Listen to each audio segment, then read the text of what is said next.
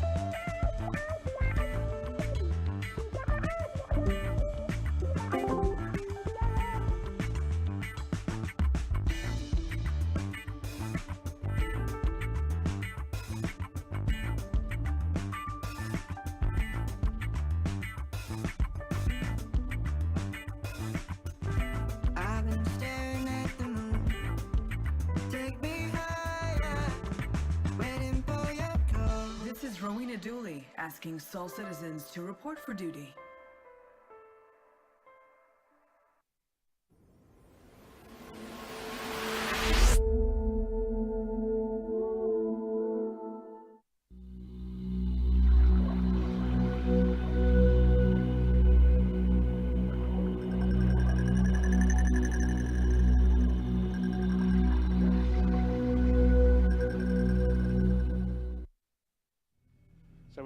We're just gonna do a short distance quantum travel. So we actually do allow. We have two kinds of quantum travel in 3.0 and beyond. One is a long distance one, like the one we went between ArcCorp and Hurston, between major celestial bodies. And then we have short distance quantum travel that allows you to navigate around or circumnavigate large celestial bodies.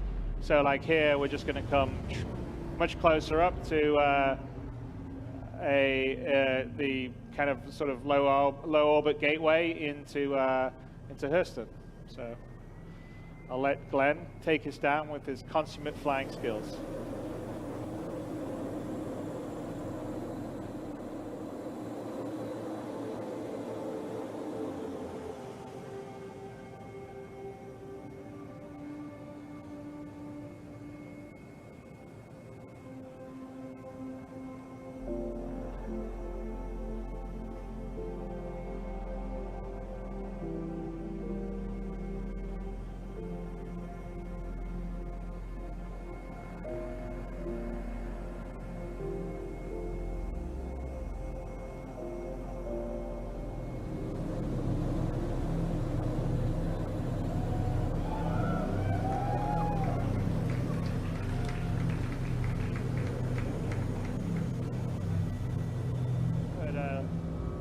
Head up towards Hurston. You can actually see in the distance the big Hurston dynamic. It's sort of like the Tyrell building from Blade Runner.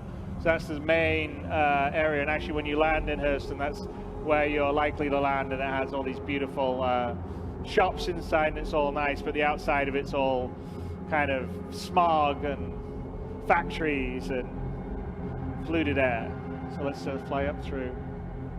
And again, Lorville's built using the same tech. It's a different kind of building set for a lot of it, but it's using the same sort of distribution tech that we do to sort of build out a city at a realistic scale for the ships that we have in the games. Which is kind of important for our game because we want to have everything feel real, visceral, tactile.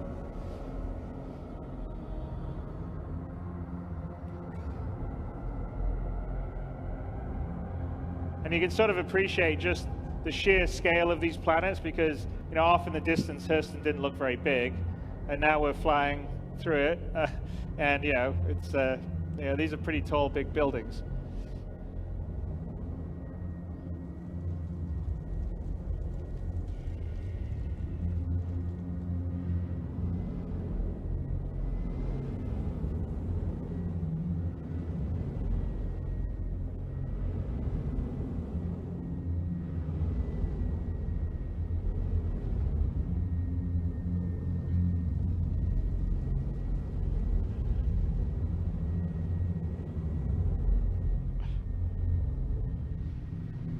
So let's sort of head to the outskirts outside the city, because we want to sort of give you a sense of kind of what it's like in the ecosystems outside, and then also the sense of scale that you get.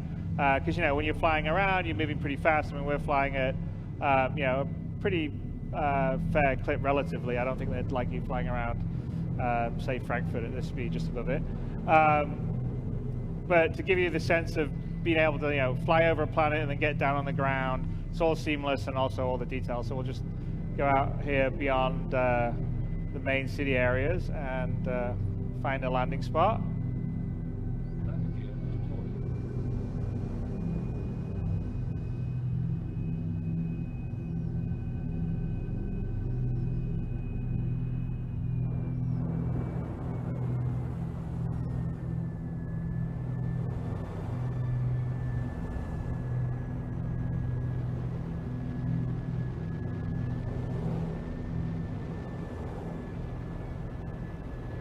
Find one that's not rock. There you go.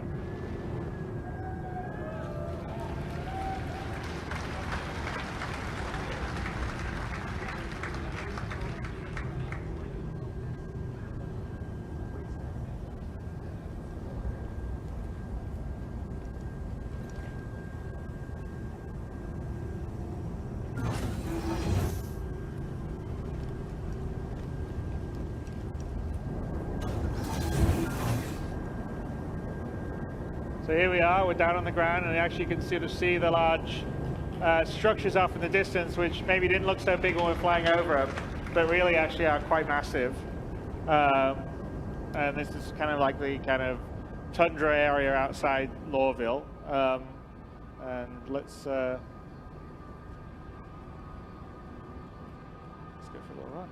Living places that feel visceral, that have their own identity. When you go to ArcCorp or you go to Hurston, they feel totally different. They match with the sort of story and the history and the lore, and they feel tactile. They feel like a place that you could visit, a place that you could go and tell stories of, and take pictures of, or share with your friends. So someone's conveniently left us a knot. So you can use that to get a bit closer into the city.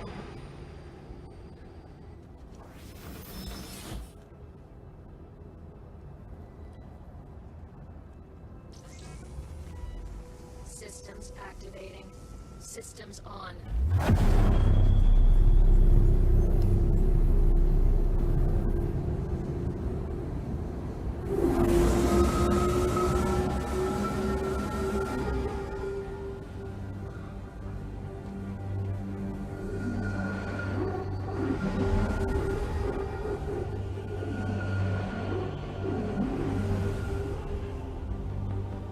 So here we're sort of coming to the outskirts of one of the factory areas of Lorville.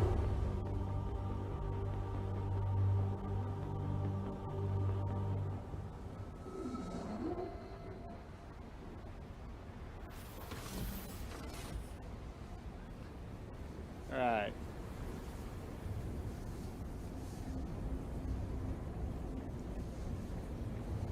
And again, we just have the beginnings of sort of our NPC population system. So some of the other stuff besides the interior procedural stuff is, longer term, we're working on sort of a background crowd simulation system, a traffic simulation for ships coming and going in the background. The Nox says it sounds little physics bugs going on. Then we have foreground NPCs that would be like mission givers that have their own full schedules and stuff like that.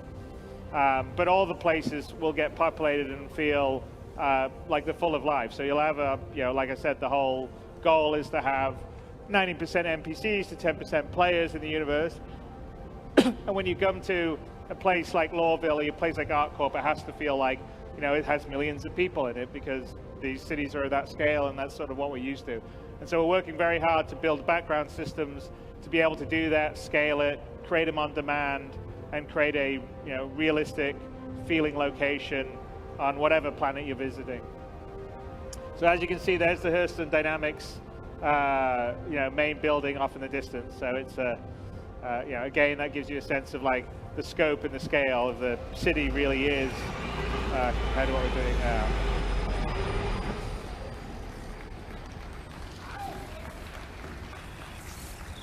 And as I said, one of the things we're working on is fauna. So,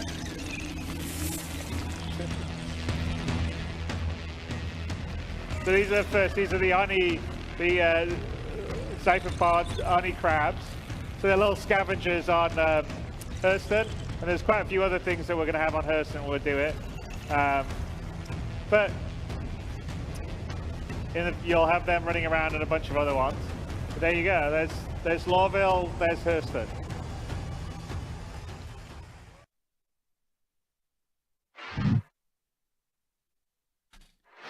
And greetings. Welcome back to Soul Citizens. I'm GriffinGamingRPG, and I'm here today with my good friend and buddy and colleague and co-host, the man himself, Kelosal, resident of Hurston. Yes. Welcome to the show that's going to give you the best part of the Stanton system, Hurston. Y'all don't know. He had his tissue out. He was wiping his eyes. He was wiping his eyes during the video. He remembers when we first got that video. You know, it's funny. I was looking at some of the things, Kelosal, some of the comments and things that people were saying in chat. And even now watching this again, when I did this video, I had to chop it down because it was much longer because, as you know, it was part of Chris's keynote at CitizenCon in 2017. So I just tried to take some of the highlights of it. But it was interesting. Next week, we're doing a show called Star Citizen, Visions, Dreams, and Reality.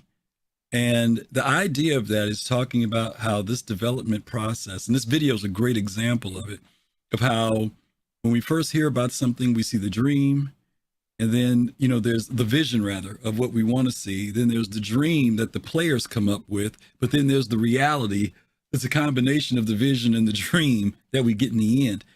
A lot of what we saw in that video, we never got in the game in the very beginning. You know what I mean? There was a lot of stuff there that even the locations and stuff really weren't in the game. And I remember when we first got Lorville, we're going to talk about Hurston overall, but I really want to talk about how did you feel the first time you went to Hurston? Because, you know, all we had was Port Olisar. And then all of a sudden, you know, we're told about this planet and this landing zone called Lorville. What was your feelings about it when you first went there? But do you want the truth or do you want the honest truth? I mean, which one? Well, you can share. You can share both. You can share the one side or the other side, or you can share both. Give me your thoughts. All right. So the truth was when Hurston first came out, Hurston was just a planet, and we know everybody tried to get there and tried to go through, and you went through the planet, right? Mm-hmm. But then when it actually came into fruition, where we can actually land on the planet, that's when I thought that the tables have turned. Yeah. That probably was the first time in a long time that I felt the tables have turned. I felt that there were certain people, I'm not going to name any names here, who put a spite, who basically had a lot of animosity towards the project, right. And I felt that this threw them off the rails. Yeah, I felt that this was enough. We turned the tides. That this right here knocked off all of that foolishness with those people who were the leakers, who were the deniers, and things like that. I felt that all the conspiracy theorists were dead when Hurston came out. No, that's a great point, because we were in a very limited space when we were at Crusader, right? Because you just had the moons, right. Selling and Yella and stuff like that. But that very first time where we took that real serious, was it a quantum jump, right?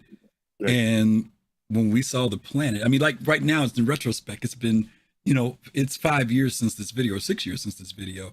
But back then, like you heard, people cheered, right? I mean, it's kind of hard. It's kind of like if you weren't there, you know what I'm saying? It's like if you weren't at the first Star Wars where you stood in line, you know what I mean? It's kind of like if you weren't there when this happened. Right now, we look back on it and we go, you know what I mean? But there was a lot to that when it happened. And Hurston was where, as you mentioned, this was like a big technological leap, right? A planet. Because we couldn't go on Crusader. Crusader was just this picture out in space, but we could go onto Hurston, right? Which was really cool. Right. Yeah. You said that we had two truths. What was your other truth? Well, like I said, the first truth was the fact that I was really, really amazed, and I was really, really happy. The other truth was I was glad to see that those people who were the naysayers, especially those who once at one point in time worked on the project, were we said bye-bye. Yeah, that's what Hurston felt like to me. It was like this person no longer has, these people no longer have validity. Bye-bye. We've turned the corner. Yeah. So that's my other truth. No, I dig it. I know when we was listening to Chris's, when he was speaking at the beginning, And I think everybody, not just Chris, but everybody, when we first flew into Hurston, the first thing you thought about was Blade Runner. You know what I mean? Right. I mean, you could see the influences there, and you were excited. But it's funny when I watched the video this time when I was putting it together. Like I said, I noticed the fact that the dev was flying through the buildings and everything. And I remember we wanted to be able to do that, but then they had that big shield over the city, so you couldn't fly down where the buildings were, which was a bit frustrating, right? But we have seen the evolution of the tech, where now we can do that, right? And that's why I'm saying, I think that, there's this idea of what the vision is. And sometimes I wonder if it's always good that they give gamers the vision, because we don't realize that in order to get to these certain places, and I know when we get to later in the show, we're going to be talking about Loreville 2.0, but, nobody, what I mean? We didn't get the whole idea of what Hurston was going to turn out to be. In fact, you and our good buddy Nidus, we always joke around and talk about how terrible Loreville is, but within its lore, and you've explained to me several things about how Loreville's designed. We're going to talk about it on the show, and we'll get into the whole thing with the other moons too. But there's a lot of work that's gone into creating the lore behind that place, and we're going to get into why it's called what it is and everything else that's involved with it. So if you guys, for those of you who go to Loreville, it needs replicants. I know Axis, that would be the thing, right? I still want to know one thing though, Kelosal. Chris said, yeah, when you go there, there's going to be all these gorgeous shops inside and everything. I said, where are them suckers at? They must be in the Hurston building, because they not in, what's that, Metro Center? The shops ain't all that elaborate yet. I know it's coming. I know y'all got them fancy buildings in the inner part of Loreville, but right now we seeing the kind of crummy places in there. Well, there are certain jurisdictions, and there's some people who are, I would say, alienated from other jurisdictions. I know. I know. When the central business districts actually opens up its doors, then you will see a lot of other things probably in the central business. For now, you can go ahead and enjoy Constantine and Gavin Hurston's rule over there, and with the common people. Yeah, okay. And participate with the workers. Klaus is calling y'all commoners, y'all, if you come to Hurston, because he's saying that the high end stuff is locked down. We can't get to that. Okay, just so you'll know. All right. Well, listen, today's show, as you guys can see, is we're starting a new series actually called The System Tour. And we are going through each of the planets one by one based on how they've been released to us in the community, starting off with Hurston. And so we really wanted to kick it off. Kelosal is our lore guy when it comes to this particular planet in the system. He really has a passion for it. He loves it.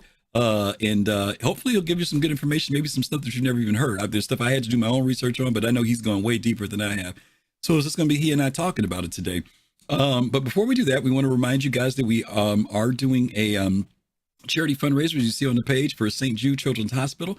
You guys have already brought us up to $1,272. Our next goal is $2,000, and we would hope that you would consider donating to the cause for children and families at St. Jude Children's Hospital for our Play Live series. We're running it all the way through CitizenCon, October 22nd, and we want to raise $10,000 total. So we're already kicked off pretty good. Within our first month, we have done pretty good, and we know that you guys are going to help us get there. So tell people about the charity fundraiser. Tell people about the show so they can come check us out, and if they dig it, they can contribute too. And we'll do a little blurb on it a little bit later on the show. Kelosal, real quick, we had Virtual Bar Citizen yesterday. I know you got to stick your head in yesterday a little bit. You had meetings going on, but you had it running in the background. But we had a great turnout. We had two different sessions that took place, 4 hours each. The whole thing turned into a 12-hour event, because I think we started at 11 a.m. my time and we ended at 11:15 p.m. my time. But we had a great time last night. I hope next time you'll be able to spend more time, because I always like when you're able to hang around and share some stuff with folks and any of our team members. We had a good time. Those events are always good events to go to. It's all about people getting together and coming together and sharing their different perspectives about the game, and even asking questions and possibly getting their questions answered if CIG chooses to do so. And CIG does participate from time to time, and they've always participated. I want to thank Griff and Fastcart, Soul Citizens, for go ahead and putting things together. We also had our partnership group from Yacht Club to go ahead and participate as well. I think we had about 300 plus from what your numbers are. Registered. We had 309 people registered. And then you had, you had a lot of people that came and joined in. I came in and tried to join in as much as I can because IRL things happen. Yeah. But based off of what I saw yesterday, there was a good turnout, a good feedback. You'll get some disgruntled people here and there. I mean, that's just how life works. But at the end of the day, what a great opportunity to get to meet other people that you may not have seen, because of other reasons. And it was just nice for everybody to be able to get together and talk to each other and all commonality about CIG, Star Citizen, and the like. Yeah, we had folks from Germany, Japan, the UK, France, the States. We had somebody that was from, is there someplace down south, like in South America? I can't remember now, but we had quite of an international group this time around, which was really, really nice. We had a really good time. So thank you to all the folks who made it yesterday and had a great time. Hopefully we'll see you guys at the next one, whenever that is. So let's go ahead and jump into this stuff about Hurston. We're going to be doing a lot of readings today, guys, just so you know. There's a lot of information here. And believe me, we're not going to even scratch the surface of it. It's almost weird to realize how much information has been put out by the lore team about the planets, and just that whole history of Stanton alone has just got a lot of great information in it. So we're going to ask that you guys kind of bear with us. We're going to give you links. Fastcard's going to put the links in the chat if you guys want to follow along with some of the things, but there's some stuff that you're just going to have to listen and absorb as we go, because again, there's just an abundance of information that we're going to be talking about with you guys. As you guys see, Hurston, and as you guys know, it's actually called Stanton 1. Yes, Stanton 1. And we can get into the whole history about Stanton maybe later on. Maybe we'll culminate it with that. But as you guys know, Stanton is basically divided up amongst different corporations and companies that decided that they would literally pay to occupy these planets and then the orbiting satellites, the moons around them. So Hurston, as you guys know, is Stanton 1. And then all of its moons are considered like Stanton 1A, 1B, 1C, and 1D. And so we're going to break those down with you a little bit later, but we want to talk about a little bit of the history, the history of Hurston itself. Okay, so just kind of bear with us here. I'm going to read a little bit. We'll talk, and then we're just going to kind of flow through this. Hurston Dynamics is a human weapons manufacturer, materials processor based on Hurston, Stanton 1. They are the largest producer of standard munition warheads for military contracts in the United Empire of Earth, the UEE, as well as the third largest refiner of antimatter precursor. Hurston Dynamics owns the planet upon which it is headquartered. The company has frequently been criticized for its controversial employee contracts and its disregard for Hurston's ecology. That's another thing too, Kelosal. The first time you visit the planet, if you don't know this lore, it can be a bit disconcerting, right? When you travel outside of the city, you start flying around, you kind of say, well, they've got this nice big glossy building in one part, but then when you get outside the town, there's a lot of just stuff scattered all over. You're almost kind of scared to dip your feet into the water out there, right? I mean, there's a lot going on. How is this city planted right here under all this mess, right? And just like Griff said, there's a deep history about this actual planet, Stanton 1.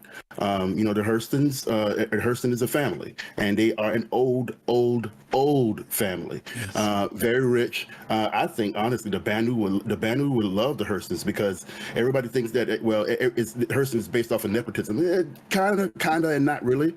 Yes, a lot of people in Hurston's hierarchy are Hurstons and were Hurstons and things like that, but they weren't just your typical Hurston. They were the best of the Hurstons.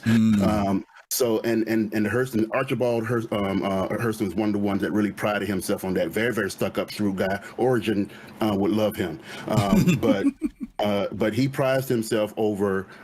Yes, you could be a Hurston all you want, but what is your worth? Are you really good at what you do? And if you are, then you are the one to be able to teach everybody else. And we'll tell you about that because there's an actual scripture under Archibald Hurston's memorial.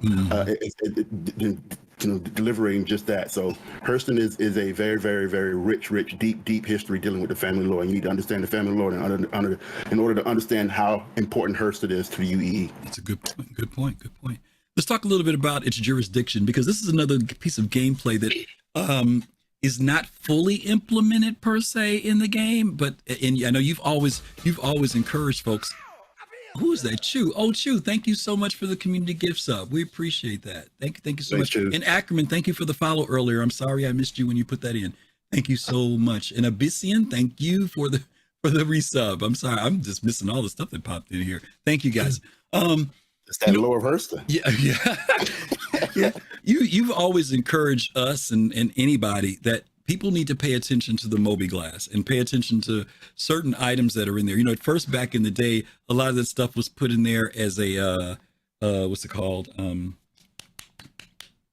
What is it called when they put something in there just as a thing, the placeholder, right? Yeah. But they've been slowly implementing things and adding things that actually have become a part of the gameplay, right? You know, not filler.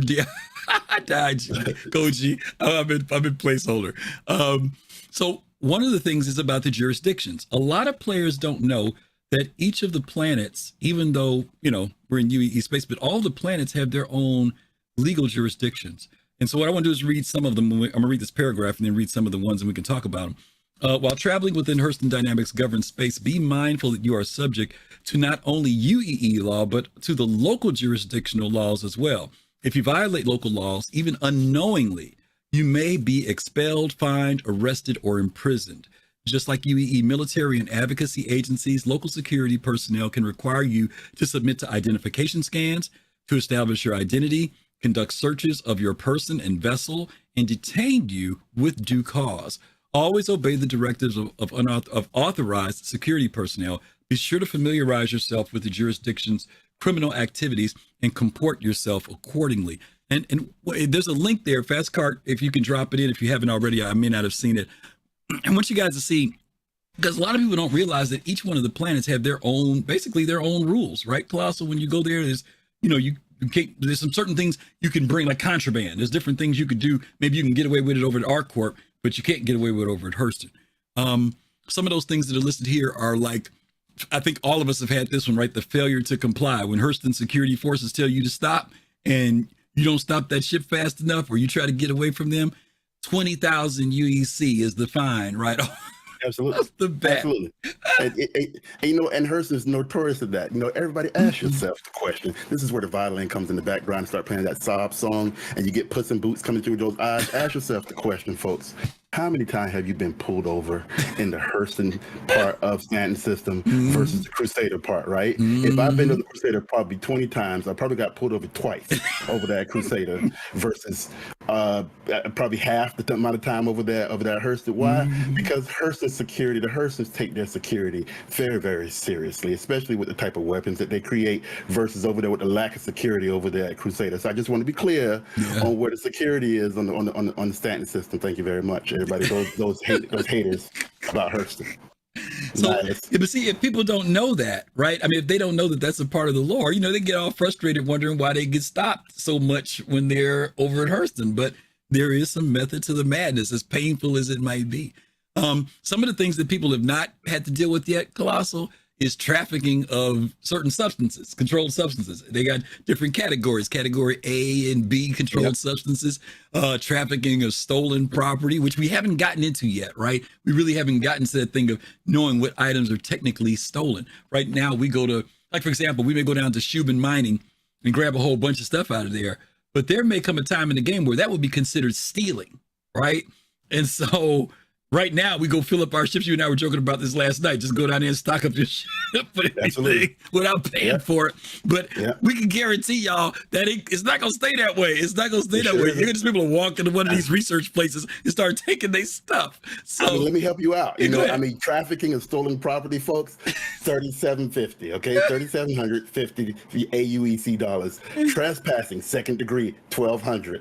Unauthorized interdictions. By the way, those of you pirates out there, 7,500. We're talking about failure to comply, 20K. Yeah, 20K failure to comply. So, you know, come on over to Hurston and do all the deeds. They're gonna hit you up quite nicely. And the good thing is, you know, a crime stat 1, you may be able to get in. Right. You know, crime stat 2, you're gonna get shot at. So I'm very happy with what CIG has done to go ahead and incorporate, at least a phase 1 or a tier 0 or whatever they want to call it, right.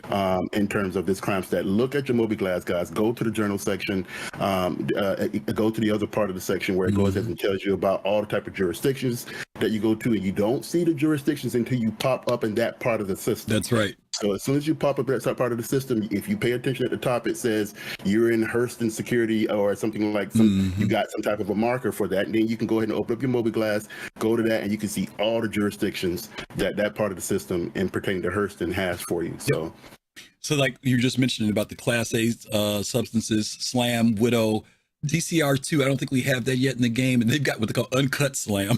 Then there's Class B Maze, which we know we've got, Neon. And it's funny because Neon is actually is one of the cities that's named in Starfield, which is interesting because it's supposed to be like the kind of, well, anyway, it's just interesting that they came up with Neon. And then Altrucitoxin. And then there's Class C, which is Edom. So, again, once we start getting into this thing of people wanting to do black market or trade or whatever the case may be, you're going to have to be paying attention. Maybe it's legal when you left Microtech. But if you happen to go into Hurston space, and you don't have to necessarily go down to the planet, if you're in their controlled space, you can get stopped. And as they put it, you could even maybe get imprisoned, high fines, whatever the case may be. So, yeah, we just wanted to kind of let you guys know that there's jurisdictions. Hurston is definitely, to Colosal's point, they're on lockdown over there, y'all. They don't play. Okay, so just kind of keep that in mind. That's right. Last but not least, we want to talk about their extent of influence. This is pretty straightforward.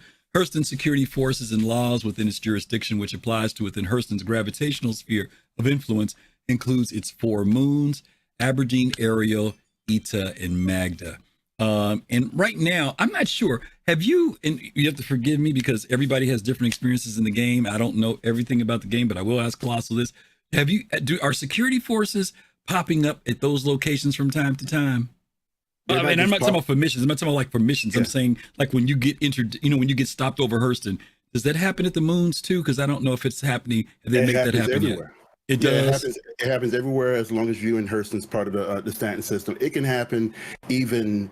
I would say, I've been stopped by Hurston security probably as far as 90,000 kilometers out. Wow. Okay. As long as you could just be sitting there in dead space, maybe getting away, or maybe you just went ahead and turned off your quantum drive just to go ahead and check up on something in your IRL and coming back. Right. And all of a sudden you see this white speck that come up on your radar and it's Hurston security. Yeah. So as long as you're in that area, I've been stopped in almost every part, even in a dead void of space. As long as you're in Hurston area, you got a good chance of being stopped by Hurston security. Okay. All right. There you go, y'all. Way to go, Gavin. Okay. Well, listen, that's what we're going to talk about in relation to that, just to give you guys a quick overview. And I'm sure we're going to share more stuff with you, but we want to get into now the history. We opened up talking to you guys, telling you about how each of the planets was basically purchased by families or corporations. And Hurston is, of course, is one of those. Tut. Thank you for that follow. Appreciate you joining up with us and watching us tonight. So let's go to, and this is all just going to make, y'all going to see Kelosal smile every time this stuff comes up, okay? Just to give you all the warning, all right? But this is Solomon Hurston. I will say this. I am truly, once again, impressed at the lore team, the depth that they've gone into with the variety of, I'm going to say characters, personalities that they've created. And Hurston is definitely interesting here. So Kelosal, I'll let you read that and you can talk about it. All right, so Solomon Hurston is the founder. He is the founder, guys. I want to be clear. He's the founder of Hurston Dynamics. Okay, Solomon was around from 2438 until slightly after 2488. By my records, he's about 50 years old. Okay, it was his remarkable vision and unshakable dedication to family that continued to be the backbone of Hurston's corporate ethos, and an ongoing source of inspiration for all future generations. In 2438, he was seizing upon a unique opportunity. Solomon Hurston purchases a struggling laser manufacturer on Earth and transforms it into what would become one of the most successful companies of all time, Hurston Dynamics. We'll tell you a little bit more about that particular history. In 2488, when Hurston Hurston had 2 sons. One of his sons did something stupid, so he had to go ahead and pick up from that piece. And he gave about 2488 Hurston basically did something very, very good after leaving the company. After 50 years, Solomon Hurston retires and leaves the company to his second son, which is Isaiah Hurston. This would be the start of the family dynasty that continues to this day. There are plaques in Archibald Hurston's Memorial Hall in Lorville. So Hurston is pretty much, Solomon pretty much helped pick up the pieces of his family. His family's history was falling apart. They were losing money. Solomon was able to come in there and clean up the act and took advantage of certain situations. There was a talk of war going on, and what Solomon did basically was he took advantage of the situation. When it comes to war, when there's war, then you need weapons. And the family that was making weapons, Hurston, Solomon used it as an opportunity to go ahead and invest in that. He bought out this company. He put all the money into making those weapons, thus getting the UEE, or it's a different name at that time, I believe, to go ahead and invest in the Hurstons.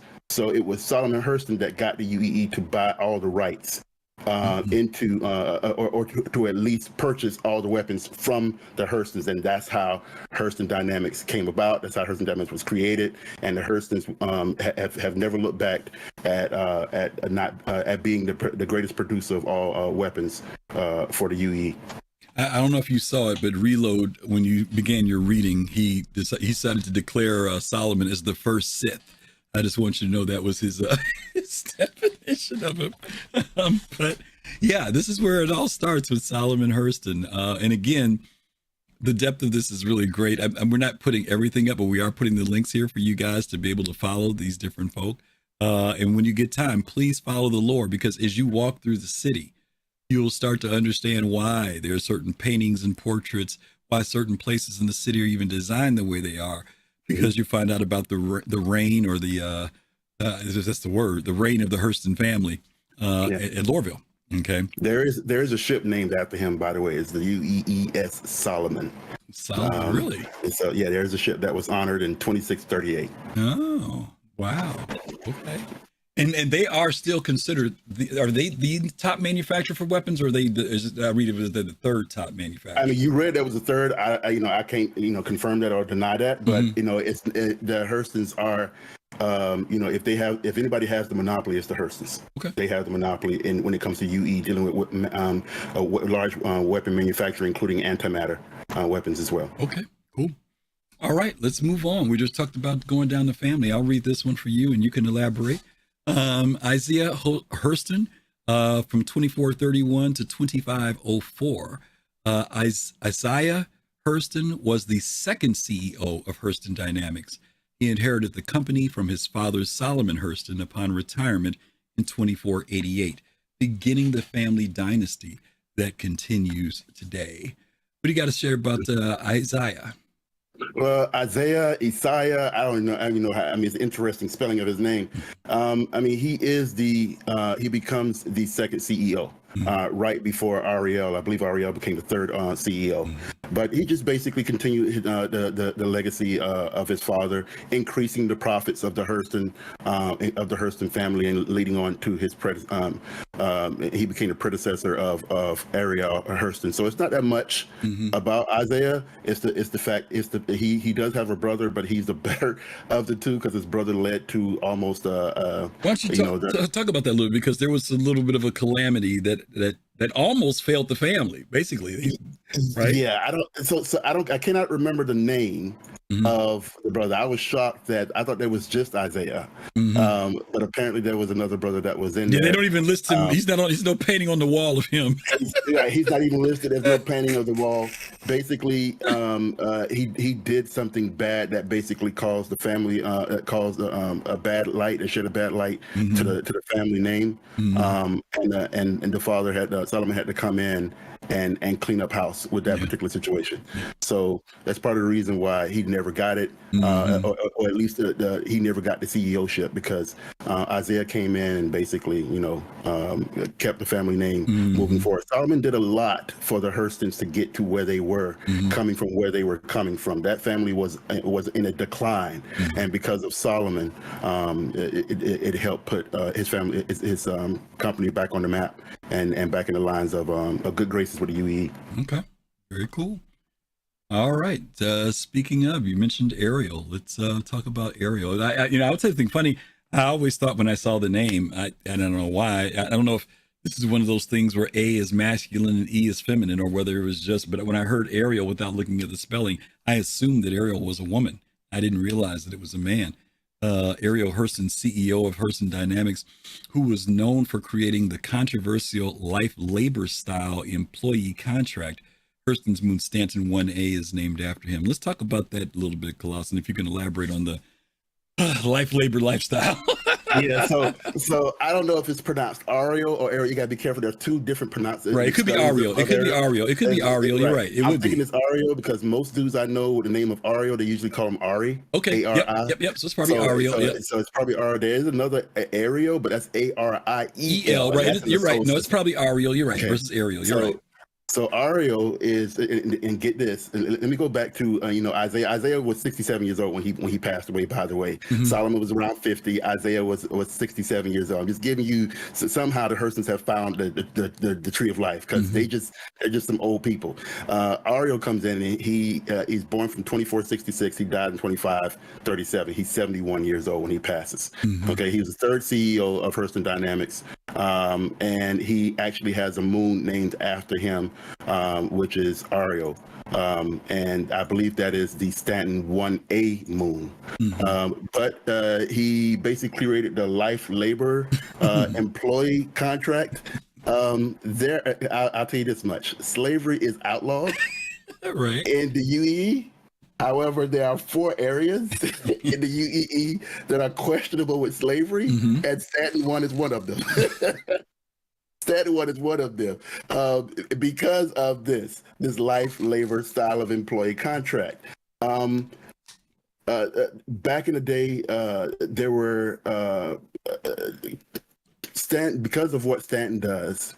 What Hurston does, Hurston has a bad reputation. The Hurstons have a bad reputation of working in poor conditions because of the type of weaponry they use, and I would say the lack of care they show towards their workers. Yeah, there's no OSHA, is what you're basically saying. And there's no OSHA. They pollute the environment, and when they first got started, they were starting out in areas where nobody wanted to live because of the harsh environment. So that's how the Hurstons were able to gain their reputation as employees of harsh environments. But a worker shortage started happening, and the Hurstons started guaranteeing workers certain things. And as they were guaranteeing workers certain things, they were holding them to a contractual requirement, such as which would guarantee them a job, but would guarantee them stay in that job, pretty much, if you know what I'm saying. Those people couldn't leave. In other words, once they were in that area, once they assigned their lives away to that life labor style contract, they were stuck on Hurston. So it wasn't like indentured. Was it? I mean, was it kind of like a form of indentured servitude to a certain degree? I would say all of that, but in the fact of you didn't earn yourself in there. You kind of said, hey, I would like to do it because I can't find work elsewhere. Okay. And things like that and so forth. And the people they weren't realizing that they were signing their lives over to work indefinitely. Okay, over there at Hurston. Okay. And this was a way to maintain employee. It was a way to maintain work. It was a way to get work because there was such a shortage, and the Hurstons used this as a way to guarantee that you will have a job. Okay. But behind the scenes, to read behind the lines or things like that, read between the trees, the tea leaves, cost those workers permanent workership in most cases. Okay. And that's the reason why some people view this as slavery, but the Hurstons don't view this as slavery. They view it as these people signed their lives away, and they're happy go-local workers and things like that. So we did it legally. Let me ask another question then. Are the workers there? I mean, I get that they're there by choice, But is there something that took place, and this is where and maybe we're going beyond the scope of what this topic should be, but was there something that happened that drove people to work there, to take on those contracts? I mean, obviously those contracts are a bit heavy laden when it comes to labor. I'm just kind of curious as to what made people sign up. You know what I mean? Or because it seems like it wasn't like it got that way over time. It's like it's always been that way with the Hurstons. They've been very, business oriented. Workers, they look at people as workers, right? And that's it. You know what I mean? It's not like they have some charitable attitude toward their workers. Their attitude is pretty cut and dry. You signed a contract. Here's your plastic bag. Get to work. That seems to be the general theme. Yeah, there was a certain time period within that time that the UEE was struggling with workers. Okay. And the Hurstons took advantage of that. And this is one of those programs that was pioneered by the Hurstons to garner its workers.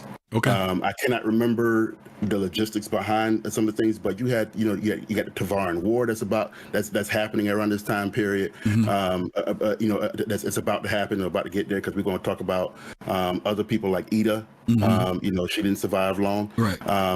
But these types of events were happening. You got altercations that's happening, that's about to happen, or has happened with the Tavaran. Mm-hmm. That's starting, and now you have war in the loom. Okay. And so the Hurstons just basically took advantage, created a program that allowed them to bring in workers, Mm-hmm. and not just bring in workers, but keep them forcibly but legally. Yeah. Okay. I got you. Okie dokie, y'all. Let's move on to the next of the family members. Archibald Hurston.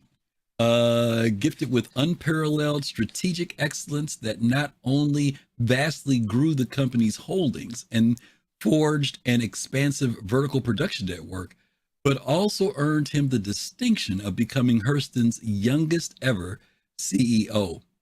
The plaque in the Archibald Hurston Memorial Hall of Lorville. A giant golden statue of Archibald stands at the center of the Archibald Hurston Memorial Hall, located in the central business district of Lorville. And I think everybody, if you've visited the CBD, you've seen that monstrous statue there. And obviously, he's being recognized. What do you got to say about good old Archibald there, Kelosal? So Archibald is considered like the grand poopah of the Hurstons. To me, he's taken advantage of what happened prior. Prior to Archibald becoming the CEO, Ita Hurston, Ita Hurston, she came right after Archibald. Ita Hurston was, she kind of worked in the UEE Navy at the time. Okay. She worked as advanced specialist operations, and she was killed in the first Tavaran War. Okay, and she was killed. She was died at the age of 30. So she's the youngest of all Hurstons so far that we know of that have died because of the Tavaran War. Because of the Tavaran War, the Hurstons became more powerful. The Hurstons used that as a reason to go ahead and create weapons at a cheaper cost for cheaper labor. And all of a sudden, the Hurstons are now, along with Hurston Dynamics, is the most powerful corporation at that time. Julius comes in, which is Ida's husband, and Julius comes in and helps stabilize Hurston Dynamics through being, he was a member of the Hurstons. He married into with Ida, and he helped stabilize it. Archibald comes in and he takes Hurston Dynamics to another height. Yeah. And what he does is he not only stabilizes Hurston Dynamics, but Archibald is able to increase Hurston's wealth by like over 13% in a couple of months. And so he was able to, even during war times and things like that, he was able to stabilize the wealth, make more profit for his company, more than anybody has ever done for Hurston Dynamics. That's part of it. And he's the youngest CEO ever in Hurston Dynamics. So Archibald saw himself as the best of the best.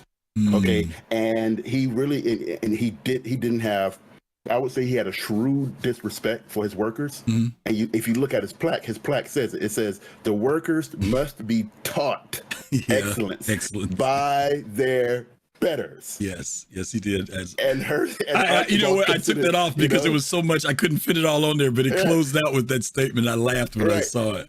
Right, and so Archibald really believed that if you were better than everybody else, in order for somebody to get to your level, those people had to be taught. You just don't learn it. You just don't learn it just by sitting there. You have to be taught by those who are better than you. And Archibald considered himself better than everybody else. That's why he sits up there with that big old cane, and he looks down on everybody. Look at it. The statue is tall, and what is he doing? Looking down on everyone. Yeah. Okay. Yeah. It's a powerful statue. It's a powerful figure, and he's probably one of the most well-respected Hurstons in terms of finances. So that's why you see statues of him, although I wish they would dedicate that towards Magda.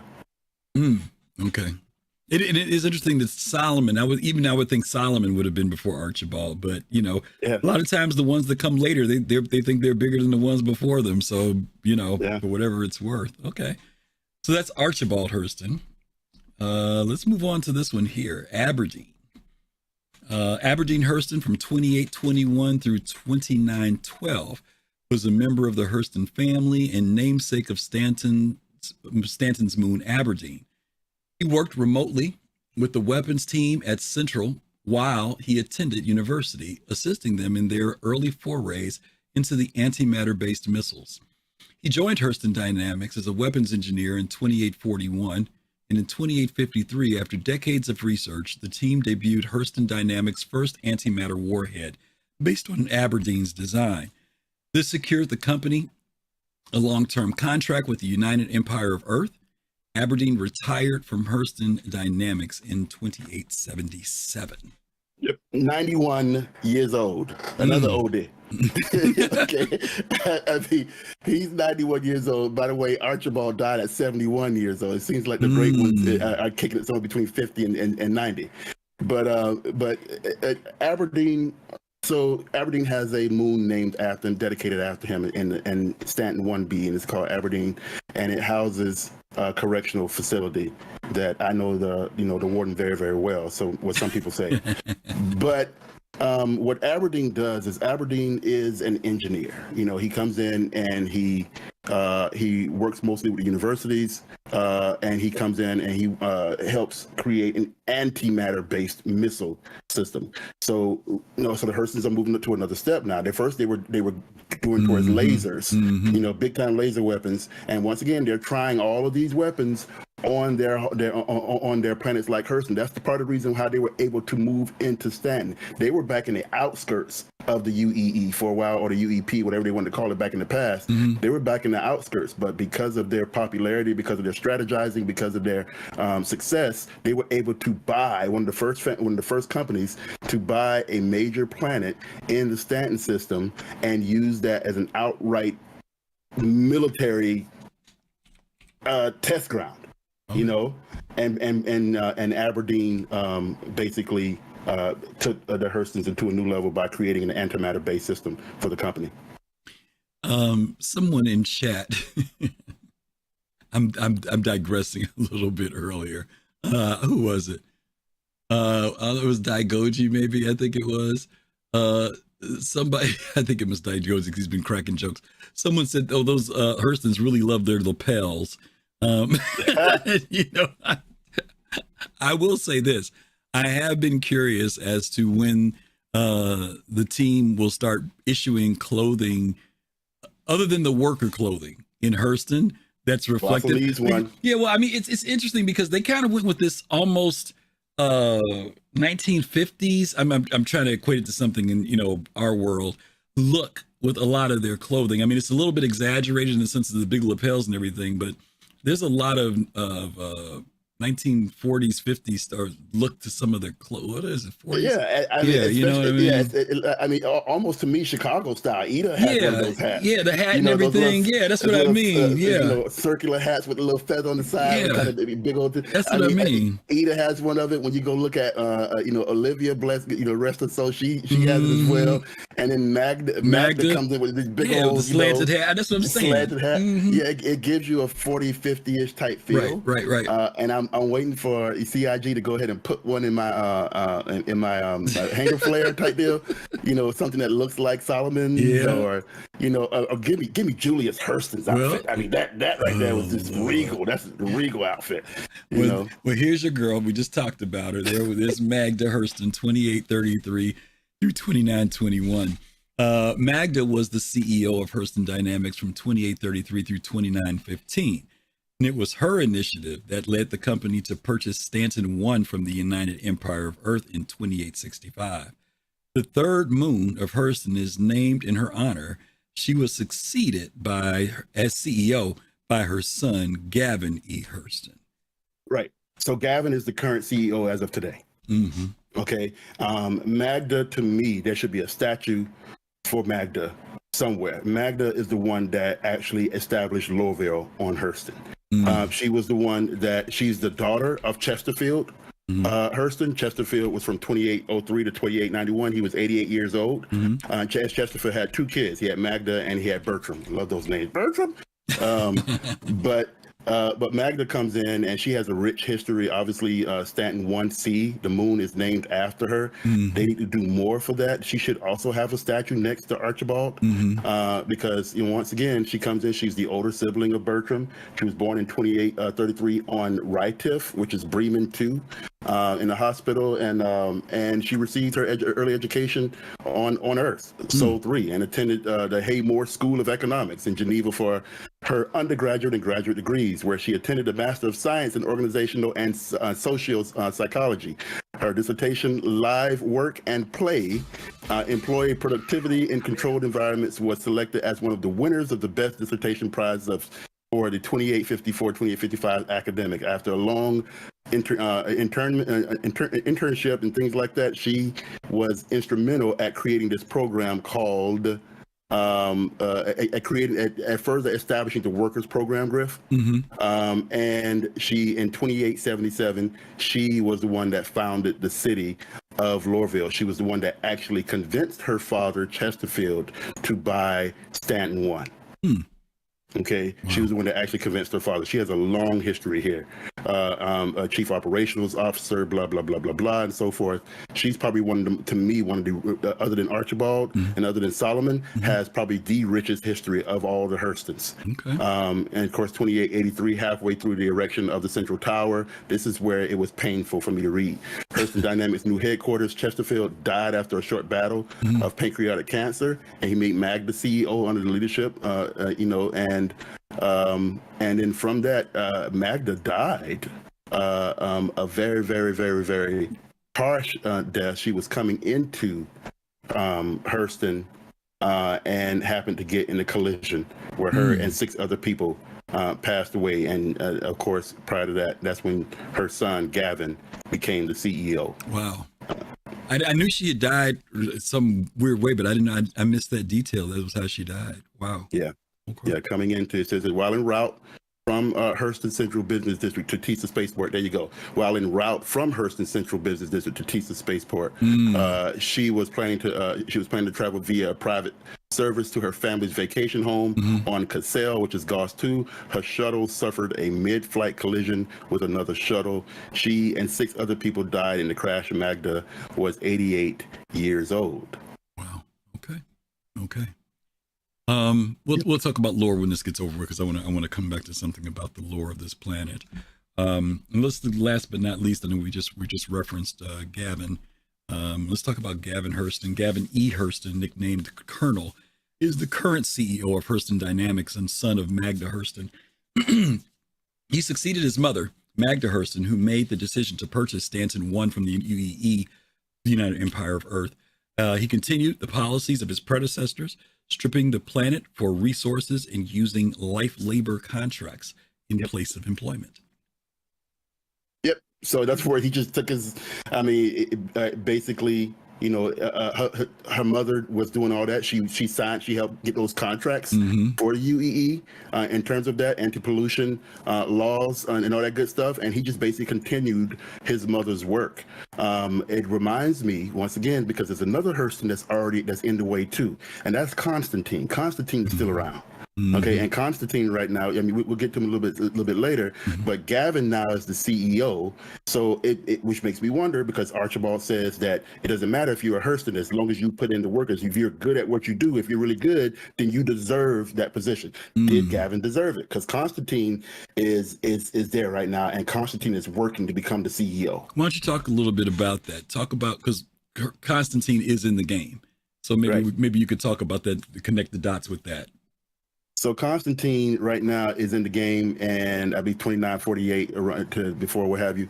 Constantine is a human living on the planet Hurston. He is right now the junior outsourcing manager at Hurston Dynamics. You'll see him at the Central Business District. He's got the little office in the trade area. He's got that office over there. He's always typing on his little typewriter, tells you to hold on and things like that. He's got the portraits of all the great Hurstons in that office. And of course, there's a little quote that says, "A proud member of the Hurston family, Constantine Hurston has pledged himself to helping his family legacy continue to grow. However, rather than rely on his name alone, Constantine claims that he prefers to earn." See that word? Earn any promotion by his own merit. Doesn't that sound like Archibald? That's Archibald all the way. Okay, while currently only a junior outsourcing agent, he firmly believes that he will soon prove his worth and quickly rise to the ranks of Hurston Dynamics. That is Archibald, because Archibald basically says that it doesn't matter if you're a Hurston. If you haven't earned your way, if you haven't done the work, if you're not good at what you do, just because you're a Hurston does not give you the title of a CEO. Okay, and I'm just paraphrasing there. So it seems like Constantine, it seems like to me that Constantine has a little bit of a gripe. I'm just theory crafting here. He's probably, he's going to work hard as he can, because he believes he probably should be the CEO instead of Gavin right now. So Gavin is the CEO, Hurston is the junior outsourcing manager, and it seems like I'm Constantine. It seems like he's going to work his way up the ladder really quickly if he doesn't do anything stupid. Okay. Now, they don't have it right now. Constantine, I mean, we get messages in our Moby for missions. Am I remembering that there is something that comes from Constantine for a mission, or no? Am I just dreaming? I don't know. I haven't. Just Hurston security missions, right? That's about it. We don't get anything directly from Constantine. So you can. I thought at some point there was some mission you actually went to Constantine. Right, you can. If, as a matter of fact, once you do some stuff for Hurston, then it will, your Moby Glass will alert you. You go to your oh my God, what do you call those things? When you earn credit, when you earn reputation. When you go to that part of your Moby Glass and you look under and you see your reputation and things like that, once you've done certain missions, then it will grant you access to Constantine. Okay.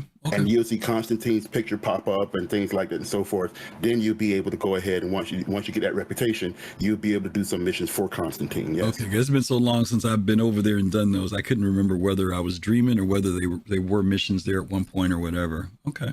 Yeah, there are four people.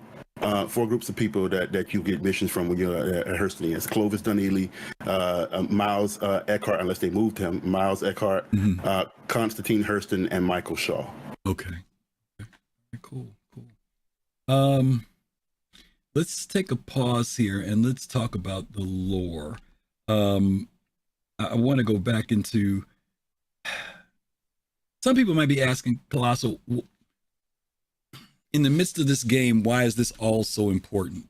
Why is it important to know that, Magda died tragically in a transport, right? Why don't they just say, here are the Hurston names, here's the family, or even that, let's say, here's the guy who's in charge of it, Constantine, and just leave it there. Why do you feel that this type of lore, this depth that the lore team would be writing all this, plays out to us when it comes to the game? Any thoughts on that? Well, a game cannot function without lore. A game cannot function without lore, and the more there is to digest, the more you start to understand the significance of a certain group of people or the significance of a certain place. The more they'll be able to pop up gameplay features, POIs, storylines. The more lore you have, the more time you're going to be able to spend in the game to want to know where this is, if this is still around, where can you find it, where can you go, who do I need to take with me, and things like that. It encourages opportunity of the growth of the game and longevity of the game. Yeah. So it's important for that. Yeah, I think about too, sometimes it's, we always talk about how a lot of times people look at Star Citizen at where it is versus where it will be. And players will have the opportunity to decide in a grander scale who they choose to make their allies, right? Who are even the jobs they want to take, right? And if you're the type of person who thinks that the Hurston family is the bomb and they got it on, you know what I mean? You might lend yourself more toward those missions, where other people might say, nah, dealing with them Hurstons, you know, that I don't want to deal with that. So, I mean, right now we just have it within the 4 planets where we are right now. But once you start getting multiple systems, multiple lores built in all these places, it gives, to your point, players a lot more variety of who they choose to engage with. Or if, let's say that there's some, let's say once we get over to, I'm picking another place like Terra, right? Maybe we get over there and find out that there's some type of animosity with the particular company over there with the Hurstons, right? Because of business competition, right? So if you don't understand why there's this thing going on between the two of them, well, who are the Hurstons? Oh, they just make guns. No, it could be much deeper than that. And the lore team can build out story, all types of great stuff later on. You know, it's not static. You know what I'm saying? Right. These Absolutely. stories become dynamic in the gameplay. So that's why it's good for players. It may seem like I don't care about all that stuff, but they're building the Star Citizen world where this stuff is going to mean something. It's not just making up, stories for the sake of making up stories. Absolutely. And I would encourage people on top of that. I would encourage people to go read the lore guide. This is much deeper. This Hurston stuff is deep. And it's much deeper than just the Hurstons. The Tavaran War is the main reason why Hurston dynamic was created. Why Hurston dynamic became as powerful as what they are. It's the reason why the Hurstons have a contract with the UEE. You got to understand how the Tavaran War came about, who were involved in that. That was an accident in itself by people jumping in trying to find different wormholes or whatever it was, and things like that, and so forth. Certain events that happened with that. A lot of these things that they have on the Galactopedia, folks, go ahead and pull it up and read it and enjoy it, because it is deep. It allows for intersectionalism, interconnectionalism, and you'll be able to understand why or what's going on. Why is this? Even in Imperator Addison right now on what's going on in that situation, all this stuff stars into how she got elected and what's going on her with AI. Y'all need to check up this. It's great. So this is if you want to start with the Hurstons and then dig deep. Yeah, it's a lot of good stuff there. Okay, well, that's giving you guys the introduction to where the Hurston name, right? Who are the Hurstons and why are they so significant to the system? We're going to start talking about the physicality of the system itself in our next part, but we're going to stop right here for a second, take a little break. We mentioned to you guys earlier that we have been doing our fundraising for St. Jude Children's Hospital. So I want to real quick, for those of you who've never seen the video, I know some of you have, but if you haven't seen the video, we're going to just take a look at that. I'm going to tell you about where we are right now, give you an opportunity to consider giving toward the cause. Let's take a look at the video. St. Jude Children's Research Hospital and YouTube are teaming up to help end childhood cancer. In September, supporters from across the nation come together during Childhood Cancer Awareness Month to raise money for the kids of St. Jude. And that's when YouTube gamers will be posting videos and live streaming to raise funds to support the life-saving mission of St. Jude. At St. Jude, families never receive a bill for treatment, travel, housing, or food, because all a family should worry about is helping their child live. Money raised also supports the research that leads to groundbreaking medical discoveries that St. Jude freely shares around the globe. I can only imagine as a parent the relief that they feel when someone like St. Jude steps in. I think it's a really good lesson for us to realize that we need to do more, and we can do more. It is a huge step in the right direction, a huge step in helping just people and giving back. It's all for good, and we have a responsibility, a social responsibility to help out.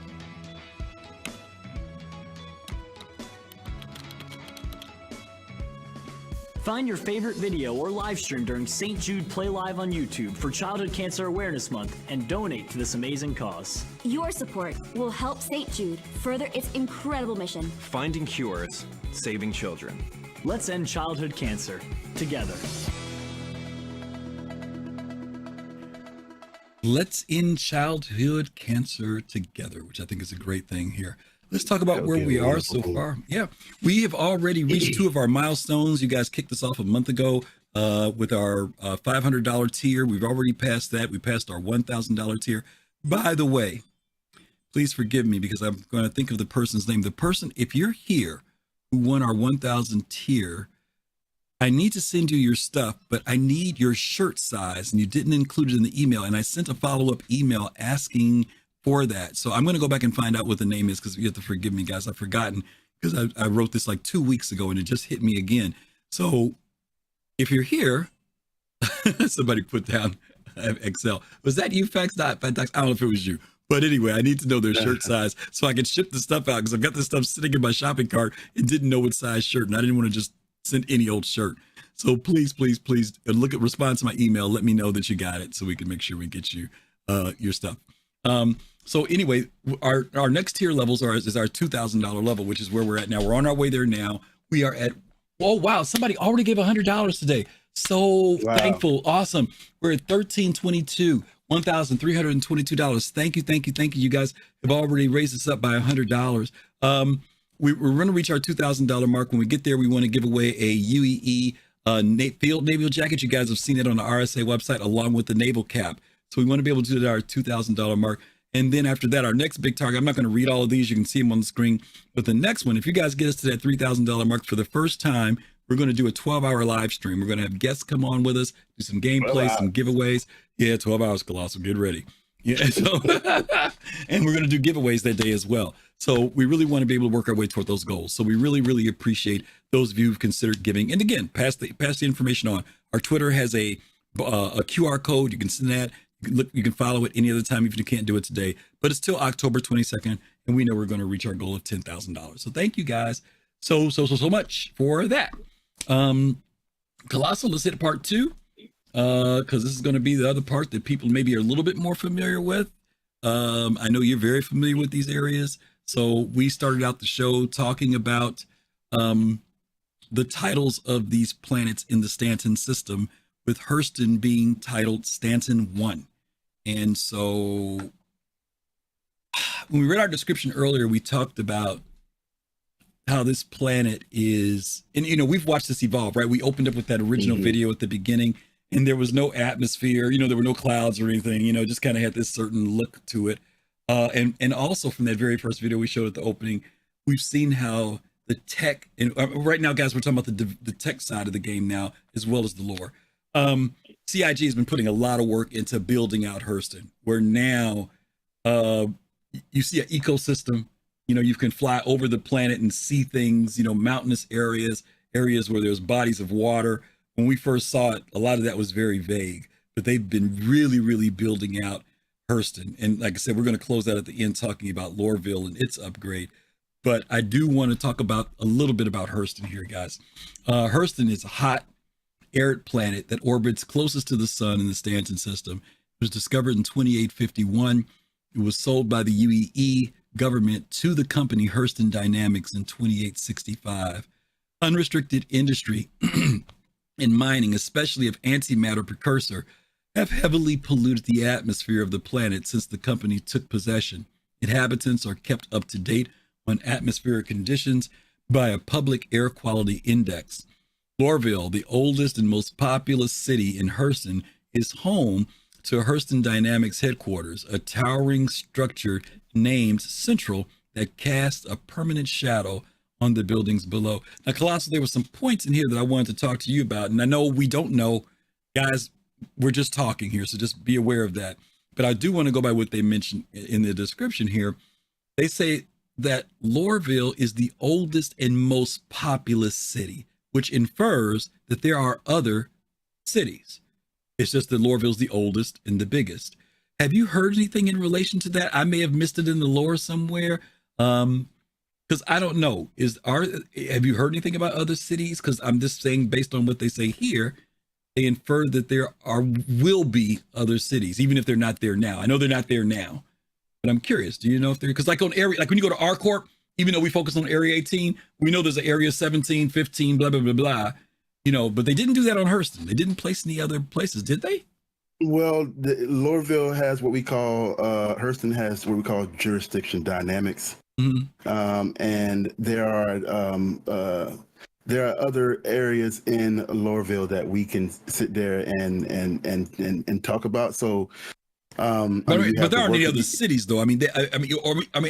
I mean, they say that it's the largest, so I'm assuming that there's going to be another one, another landing zone, maybe somewhere on the planet at some point, possibly. Yeah, don't know. Could be. I haven't seen that yet, but you never know. They may put another type of settlement on Hurston. Because Hurston's big, yeah. But once again, Hurston's big. It's controlled by the Hurston, so I am quite sure in order for you to have a settlement, it has to be ran by Hurston Dynamics. Okay. They're not going to just go ahead and let some independent company sit on that panel that Magda fought so hard to go ahead and get and have Lorville there. And we'll talk more about what Lorville actually means, at least LOR. Yeah. We'll talk more of that when we get to Lorville. Yeah.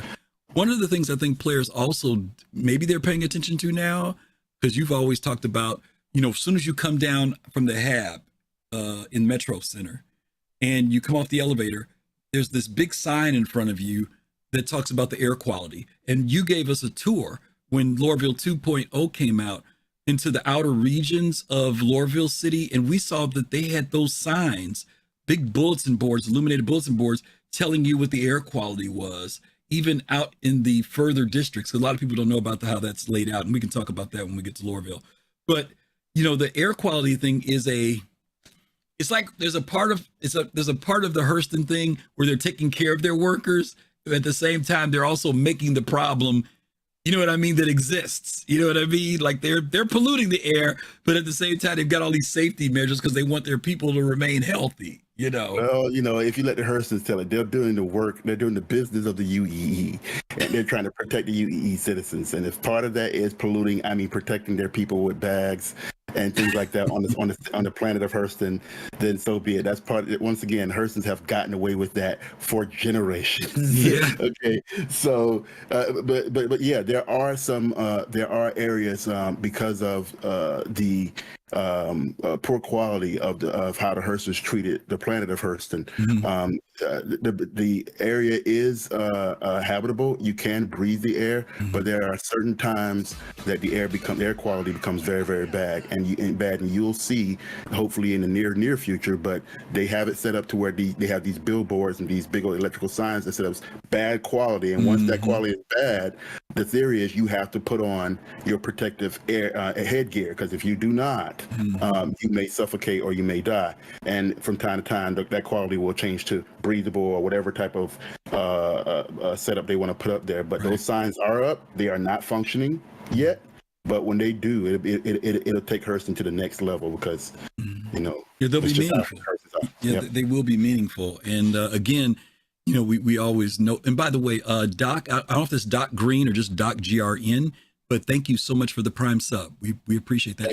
And Nomad, good to see you. Thank you as well for the subscription for 29 months. Later on, those things, when we come in, like, again, this whole air quality thing is going to be meaningful, right? There are some times where, like right now where I live at, we're getting impacted again this weekend by the smoke that's coming down from Canada from the forest fires, to the point where we have alerts going on, and they tell you not to go outside, or if you go outside, make sure you wear a mask, so on and so forth. It's a very real thing, right? And I'm, at first you kind of want to dismiss it and blow it off, but you can get these particles inside of you that can affect you, and can, for some people, it's very not good for them. So I'm assuming that they're going to build these kind of same things into the game, where our Mobi-Glass tells us, or the sign tells us, hey, air's bad right now. You got to put something on. Right. Hey, Shady Phase, that Kool-Aid is right here, buddy, because yes, that Kool-Aid must be really tasty that Hurston keeps serving. Absolutely. Yeah.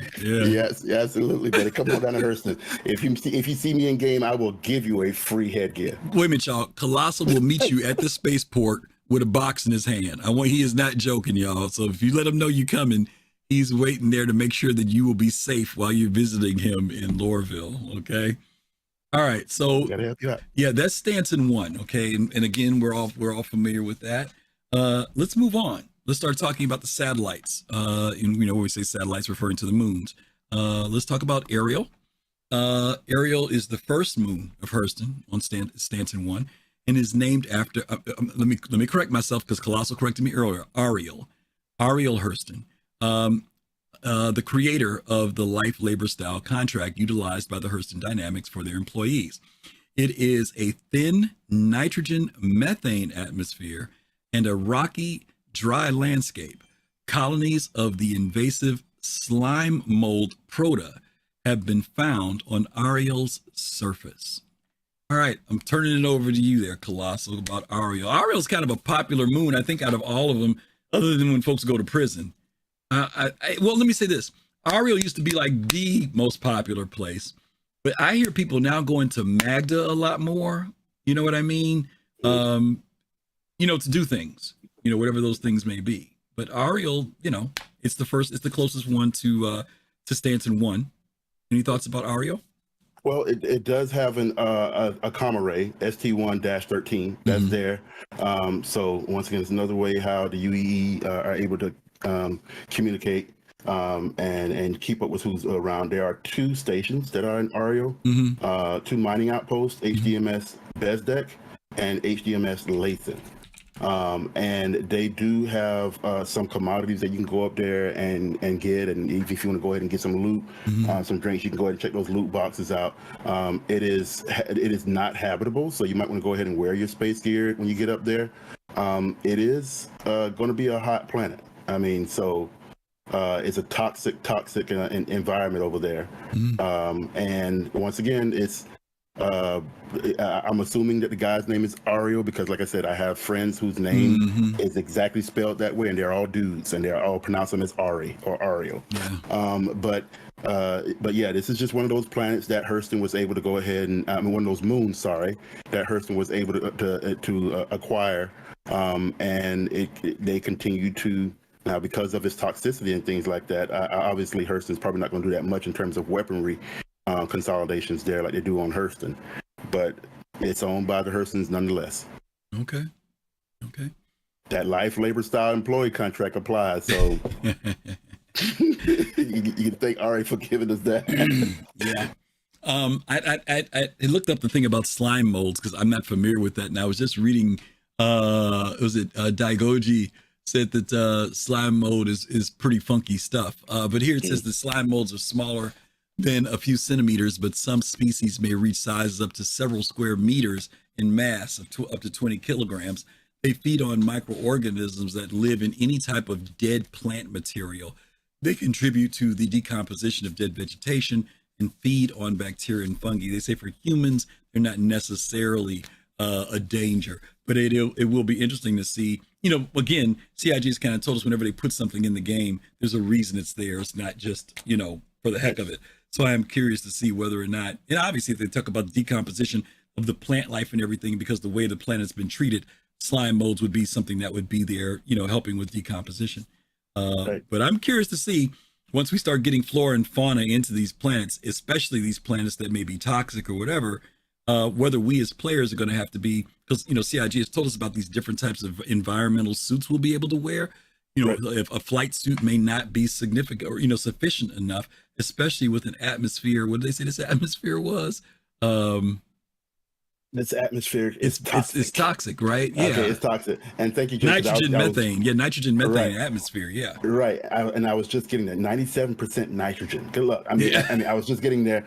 In terms of harvestables, we know that Proto right now is going to be in there. We don't know if it's in there right now because I haven't found any actually Proto there. But Proto will be one of those harvestables that will be on this moon. Yeah. Well, Jay, thank you for saying that, because that's what they're saying is the slime mold. It's another form of slime mold. Okay. Now, I will tell you this in terms of if you're curious about the temperatures, the maximum temperature is 171 degrees Celsius.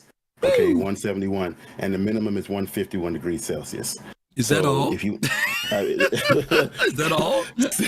So this is a hot planet. So if I were you, I would go ahead and bring not the Novikov, but you want to get the Pembroke, right? Pembroke is the one that's the hot one. So yeah, there you go. So.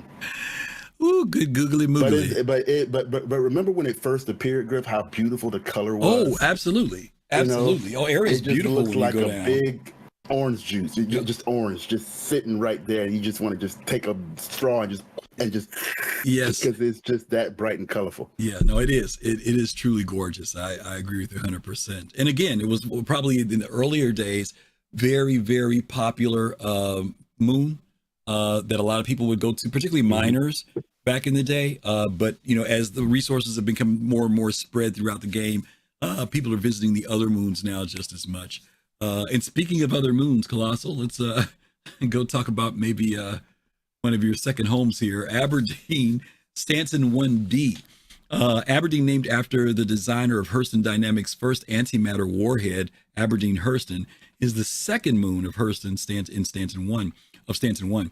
It has a thick, hazy atmosphere composed of sulfurous gas that creates low visibility conditions on the moon's surface, posing a danger to ground-based travel. Aberdeen is home to a Klesher rehabilitation facility, a prison that allows inmates to work off their sentences via mining. One of the things that stuck with me on this Kelosal, and we got to think, well, you know what, we got a thing coming up on Klesher, so I'll do a Klesher later. But I will say this, Aberdeen was always kind of a funky place. You know, when you kind of went there, it felt very oppressive.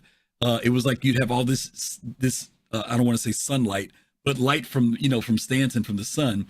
And then as you flew in, all of a sudden, everything just kind of got close around you. You couldn't see past your ship.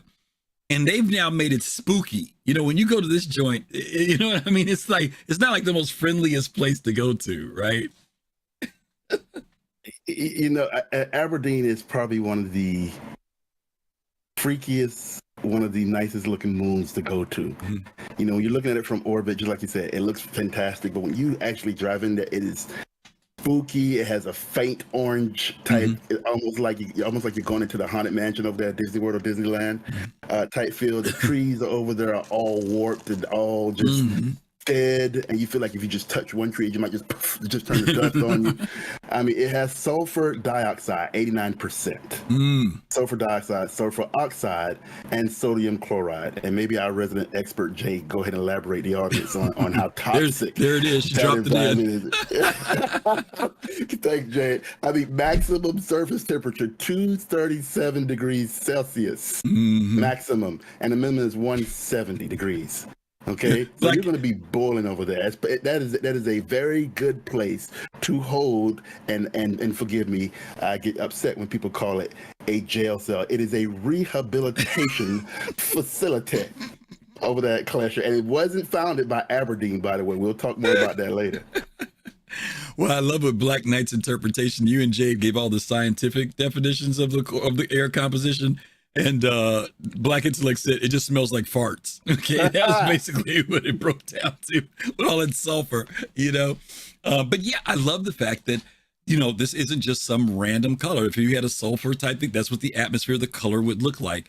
And again, I think DK said, you don't want to really even fly there. It is dangerous. When you fly in there, I know every time I fly in, even though I know there's plenty of room before I get down to the surface, there's always this feeling of, I can't see where I'm going. And, I'm always kind of like keeping my eyes sharp for when I'm going to finally be able to peek out and see, like you said, Kelosal, some scraggly tree that gives me some perspective of where the ground is. But they also say here, which is interesting, they said that it poses a danger for ground-based travel. And I'm really curious if that's because of the atmosphere and your vehicles being subjected to being in these chemicals and stuff that maybe it's just not a good place to be. You know what I mean? For any length of time. How they've had these prison planets. Remember in Star Trek 6, Discovery or Wrath of the Undiscovered Country. They're getting off of Rua Pente. And remember, it was we ain't got no guards outside. We ain't got no, you know what I'm saying? Right. It's like if you go outside, you ain't gonna last 5 minutes. You know what I'm saying? So, I kind of get that same feeling about this, that, you may get out of the rehab, but and that is what happens. You only get so much time out in the atmosphere, and after that, man, it's over. You got so much time, and fly up on Klesher if you want to. Your ship gonna get shot down. That's what happened with some of us. And we're sitting there. I'm sitting here in a light outfit. You know what I'm saying? I mean, not even 11 minutes. You know, or whatever that you have right there. So the time is very, very important. Is in terms if you're gonna go out there, don't go out there with those light suits. Or as a matter of fact, go out there in them light suits. Just make sure that you set your spawn point on the carrick before by the time you do that. So just some notable points, Griff. As far as locations, there are 2 mining outposts out there, HDMS Norgard and HDMS Anderson. Those are 2 major mining outposts there. Other locations, we'll talk about Klesher Rehabilitation Facility later. And the Barren Flats Aid Shelter is also out there, and there is a cave. There's a cave mission out there, HDMO Dobbs. Okay. So the comm array is comm array ST1-92, and that's hovering above Arial as well. Okay. Well, let's go ahead. You brought it up. Let's talk about this place. As Kelosal said, not the prison, Klesher Rehabilitation Facility. And the thing I wanted to note was that in our previous description under Aberdeen, they said, let me go back and read this because some people may have missed it.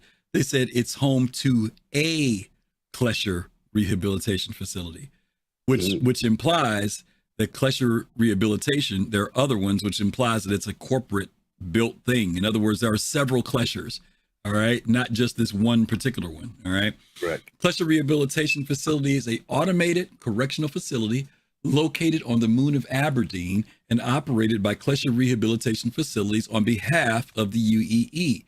Players will be placed in the prison if being killed in the UEE monitored space while having a crime stat. The duration of the sentence is depending on the committed crime and can reach from minutes to many hours. It is possible to reduce the sentence by mining ore, completing contracts, or receiving merits from another inmate. But it is also possible to escape from the prison through a cave. This will then require to travel to a security station and erase the criminal record. When you're in Klesher, Kelosal, when I say you, I'm referring in general because I don't mean when you're there. But I love the fact that just at Hurston in general, in the Hurston system, both at the hospital, which we can talk about a little bit later, and at Klesher, there are these messages that come through the sound system, right? That constantly remind you of where you are. And Klesher does that, right? I mean, when you're in there, there are these motivational statements that are being said. There are celebratory statements when your time is up, when you've done your, you paid your time in the center. But let's talk about some other things about Klesher that you mentioned about, first of all, even approaching the facility, may be a one-way trip, but let's talk about that. Anything you got on Klesher? Well, Klesher was founded by Leland Vagard, okay, or Vagard. I want to be clear. It's interesting how Leland Vagard was the one that created Klesher because Leland has a past himself. He was incarcerated himself. Yep. For doing something stupid. So it just happens to be that the incarcerated are creating the incarcerating, they know what it's like. They know what it's like. And of course, the Hurstons incorporate their labor practices in this facility that allows people to earn merits to leave or mine and do things on behalf of Hurston. Yeah. So this facility is, it's private, and it's quite an interesting facility. I remember when I first got there, I got shanked as soon as I went into the mining area when I first got there, when it first opened up. Really? But there are people in there, including some over there in chat right now, that are sitting there talking, having a wonderful time. There's been Klesher multiple times and it'd be rehab. I would like to say that I have been rehabilitated. So when I do go to Klesher, there's probably a room for me there, but I haven't been there in a hot minute. It's been a while. Y'all, they know Kelosal by his first name, y'all, when he shows up. Okay. Oh, you're back. They about to give him a key. It's always the same room on the same floor. As soon as I get in there, it's always that. Yeah. I do find it interesting that there is a work dynamic, and I don't know if there's any lore to this. The work that's done by those who are incarcerated, does that go to fund something in particular in the lore? Do you know? Because it doesn't go to the Hurston family or anything like that. It's not like they're mining and it goes to them, or is it just kind of paying your debt to society kind of thing? Well, it says the necessary mining equipment is provided. You get necessary mining equipment, beware as the armistice, blah, blah, blah, blah. I mean, I'm sure that everything that is done is used for Hurston Dynamics resources. Okay. Everything. Okay. So they're getting a cut. They're getting a cut. At least you're thinking if they're there on the planet, they're getting a cut some type of way. And maybe that's what. Maybe that's how they're paying them for being on Hurston. I mean, on Aberdeen. Maybe that's it. It's a meritorious system. That sounds like something they would do. You do all the work. Yeah, you do all the work, and you give us the resources, and you earn your way in. And you earn your way out. Yeah. Absolutely. Yeah. Way to go with that meritorious system. Boy, oh boy, some more.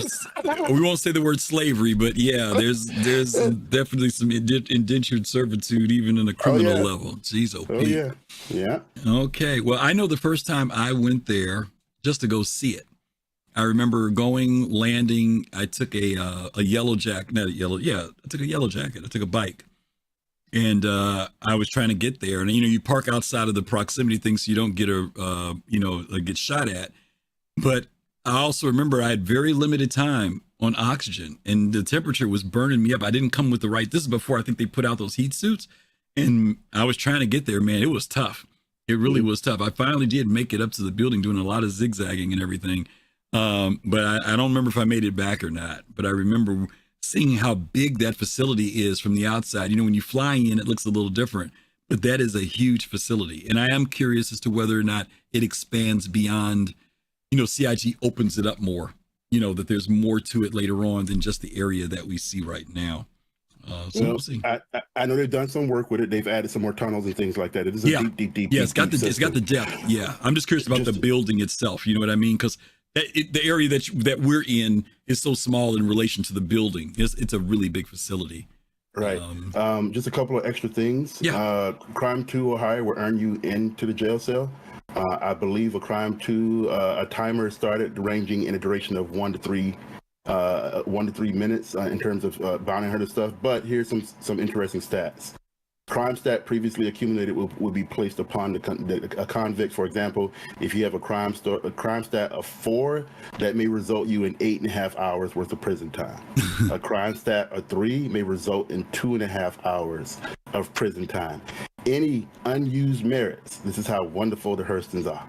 Any unused merits are erased upon exit from the facility. Wow. So if you have a lot of merits after you've turned in whatever merits it takes for you to leave the system, whatever merit is left over, you don't keep. It goes back to 0, just in case if you decide to go ahead and want to be rehabilitated again. So just to let you know how wonderfully giving the Hurstons are.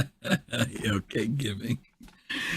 All right, that's Klesher Gang. Let's move on. Let's go back to the satellites here and let's talk about Magda.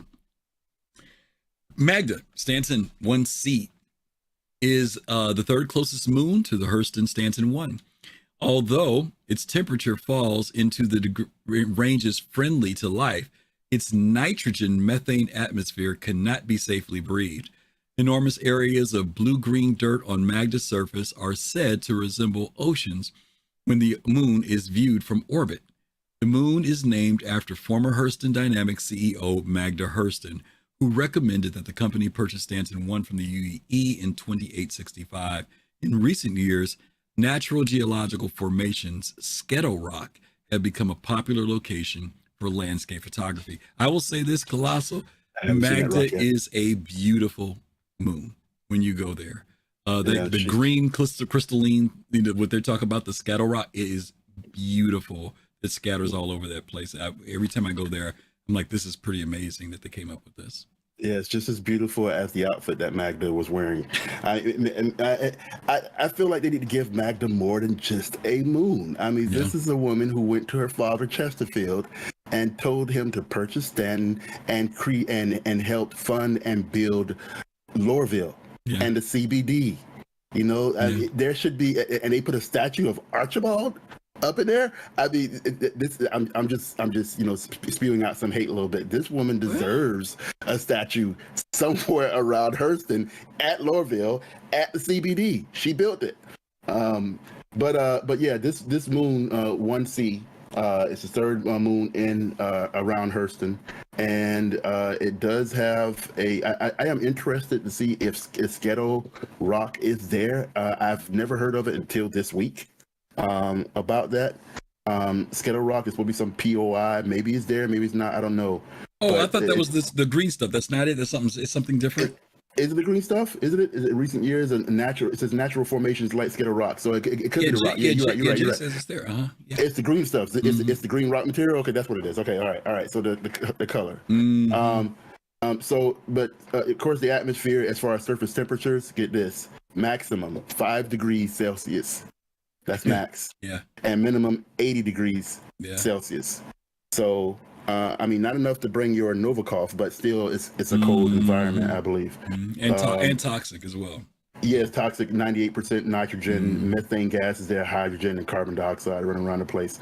Notable locations: there are HDMS Han is there, along with HDMS Perlman, and there is a comm array in orbit, ST1-48. Okay. So it is it's not habitable, guys. So bring a mask or a nice little helmet so you can go ahead and at least take care of your job. Yeah. Okay. All right, that's Magda. And last but not least, Ita. She needs a statue. CIG. She needs a statue. Give us something. Magda dollar bills or something. Magda bills. Ita, Stanton 1D. Ita is the outmost moon of Hurston Stanton 1. Its dusty terrain is dotted with tall rock formations and craters from old meteor impacts. Leadership of Hurston Dynamics chose to name the moon after Chief Warrant Officer Ita Hurston, 2015-12 through 2542, of the United Planets of Earth, the UPE, Advanced Special Operations Unit, who was killed in action during the first Tavaran War. And Kelosal, you've already been referencing the Tavaran War and how it's tied in with the Hurstons. Ita, anything in particular you want to share about that one? Yeah, Ita is one of the sympathy Hurstons, the one that kept Hurston afloat. Ita had no major role in Hurston Dynamics other than the fact that she was a chief warrant officer for the Advanced Special Operations for the United Planets of Earth Navy. And what happened with Ita was Ita got wrapped up, and she was while working for the Navy, while fighting for the Navy, she died in the first Tavaran War. Her husband Julius Hurston, well, I go back to Ita, born 2512, she died in 2542. She was only 30 years old. Okay, she's the youngest Hurston to pass away that we know of. She had her husband Julius set up several charities under her name, and that's what allowed Hurston Dynamics to continue on garnering money because of he basically took advantage of the situation. I won't say for any bad reasons. That was his wife. He loved his wife, but he did create a whole bunch of charities using her name, which allowed Hurston to move up, which gave him prestige.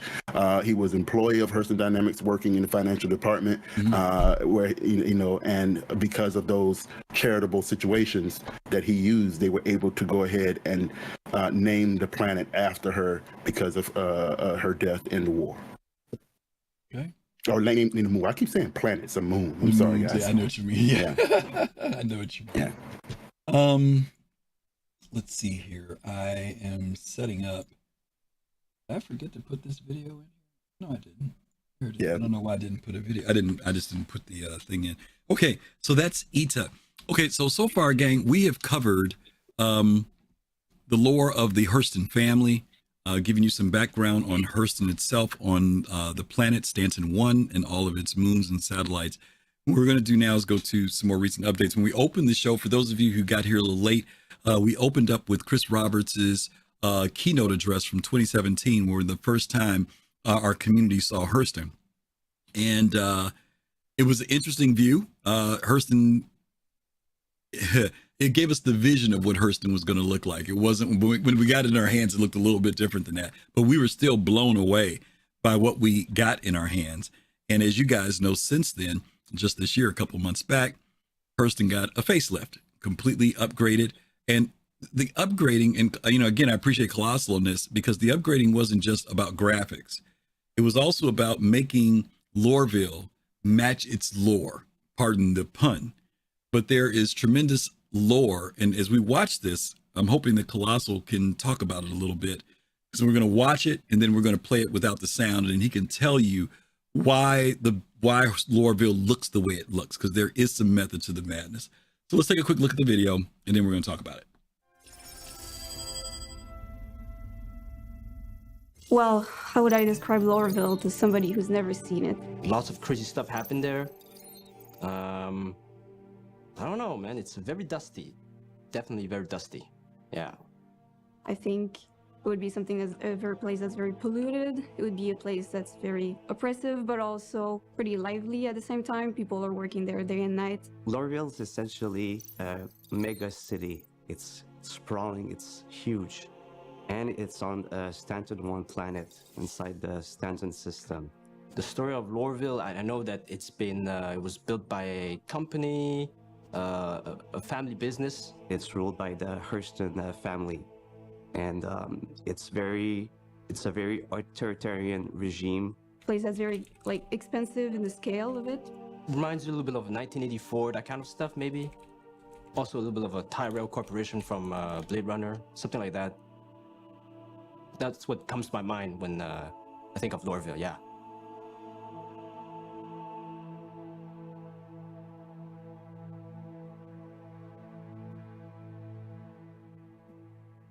So a landing zone like Lorville is a hub for the players.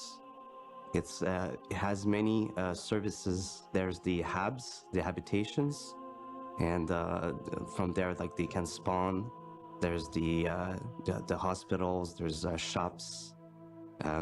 There's missions. There's obviously multiple areas and some new areas as well. When you're arriving from your ship, the first thing you're going to see is, you're going to see the CBD, of course. Central Business District. And this is where the Hurston family oversees the city. There's the spaceport that obviously has a lot of the transit line going to. You can also go to the L19, where there's obviously some residential. Leading up from the center, we have those transit lines that are going in different directions from the center of the city. And from there, there's many districts inside the inner city. In the inner city, we represent the different classes of the residents of Lorville. There's areas where there's more wealth. These are higher up top, and they have gold cladding on their buildings. And we have lower areas that are closer to the industrial areas.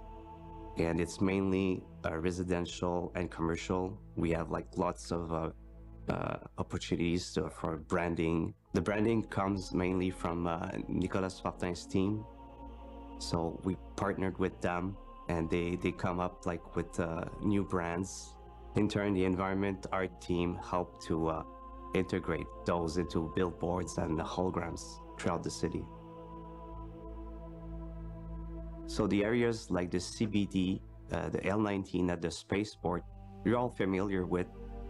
These haven't changed. They just moved slightly because they were already up to a quality that still works today. And what we've worked on is the connecting tissue between those to make the city feel actually the big size compared to what it was. Buildings are now much higher, but you're also going to see how the city now extends further away, a little bit like tentacles, right? And it spreads out into those smaller islands. We call them islands. Those are the industrial islands. Let's say you start from the spaceport and you want to travel outside towards the industrial islands. First of all, they're much further away, but they're still connected. They connected using pipelines from the city to the outskirts. And once you get to the industrial islands, you can see, it's filled with chimneys, lots of activities happening there. It really shows, the might that is Hurston Dynamics and the Hurston family itself. Yeah, I think that's a good answer.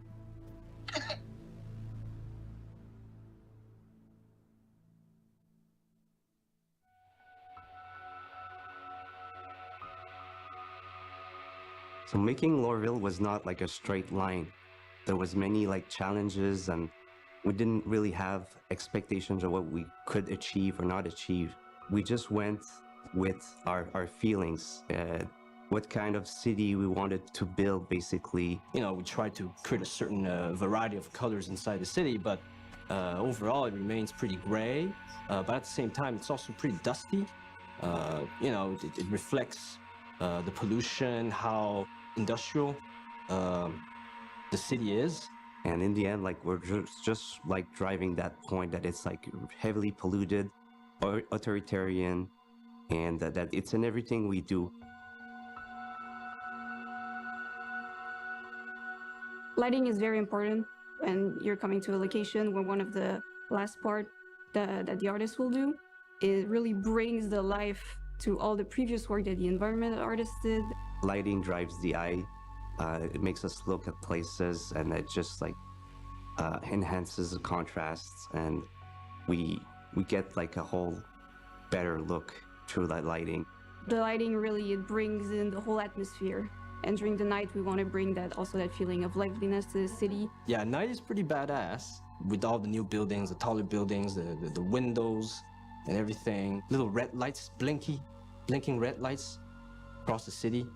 As a player, when you come in and you see these giant structures, but also these little lights, it really shows, you know, okay, this is a really big building. Try to put a lot of small details, small elements like street lights, containers, also a little bit of some pathways for vehicles to move around. That really helps to solidify the idea that, you know, this is a giant city, giant facilities that are being built inside the city. And yeah, it's huge. There's a lot of different viewpoints right now, so you'll be able to appreciate it from a lot of different distances and viewpoints, even if you're far away. Still a very bustling city, lots of activities happening. You can also see people taking the train, the transit to move around the city to, you know, get from their habs to their workplace. The lighting on the transit line has been really, really improved. You'll have a lot more to see when you're going through these different lines, and I think it's going to be very exciting. It's not just the lights in the city, but also in the industrial islands. Even though they're a bit further away, they have these giant, I call them cauldrons. It's like burning some sort of material. It's very orangey. It glows a lot. I think you can actually see them from outer space. Lighting at night with those cauldrons. It's really amazing looking. The atmosphere is really important as well. It gives like the depth that we need inside the city. It makes things like feel believable, and like it adds this layer of realism. Lorville during the day is very, very polluted, obviously. So when you get into the city, there are very thick layer of clouds. And when you get through these clouds, it's like getting into a new world, in a different world. They cover the top of the building. It's very impressive. They just bring so much to the atmosphere. They really, really kind of put that finish on the daylighting. Sunlight doesn't actually always touch the ground. You know, everything's a little bit in the shade because of the smoke, the smog, the atmosphere. It's so thick, you can't really see into the horizon. You know, how many buildings is there? You know, it's pretty claustrophobic, even though, you know, it's a giant city. But if you look really far away, you can't really see where it ends because of the atmosphere. Chris did a great job on the atmosphere, and it looks very, very unhealthy, I would say, to be there in that atmosphere for very long. VFX, they did a great job with especially the chimneys, the amounts of smoke that the industrial zones are creating. It really emphasizes the pollution aspect to how they do business in Hurston. Lighting definitely with the new atmosphere looks really much different, and it really showcases the ominous feeling of the city. The whole composition of the city works through with lighting, just hand in hand. Without lighting, like everything looks a bit flat. And so it's very important in that process to bring kind of the final look, to bring it alive from what the concept art originally kind of said about the location.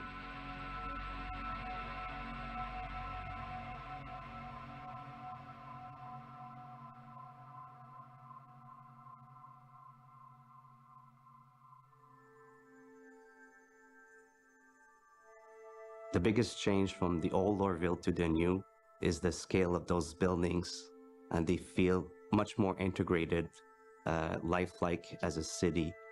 And that was one of the reasons at the beginning why we wanted to change Lorville, was to get like that proper scale throughout the city, and that feeling that basically can make you feel like it's a real city. Making the buildings at the correct scale can enable us later to create interiors for those buildings. And so in that sense, Lorville would be ready for that. Getting close to the city, like especially while flying, like the feeling is just so great. We've lowered the restricted zone as much as we can, and we can really get close to the buildings now. The size of those windows are like true to real life size of windows. The scale of things feels like really good.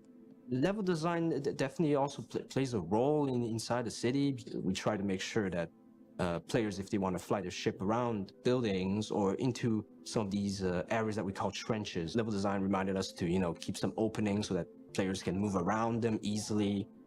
On our side, we also made sure that you can navigate in some of those structures, those trenches. You can do slaloms around those pipelines. And, maybe some of those areas could become potential racetracks for the future, Lorville will have like racing opportunities, I think, because now there's like tunnels, there's cranes, there's sky bridges, there's like big straddle frames, and these can create target points for basically for racing.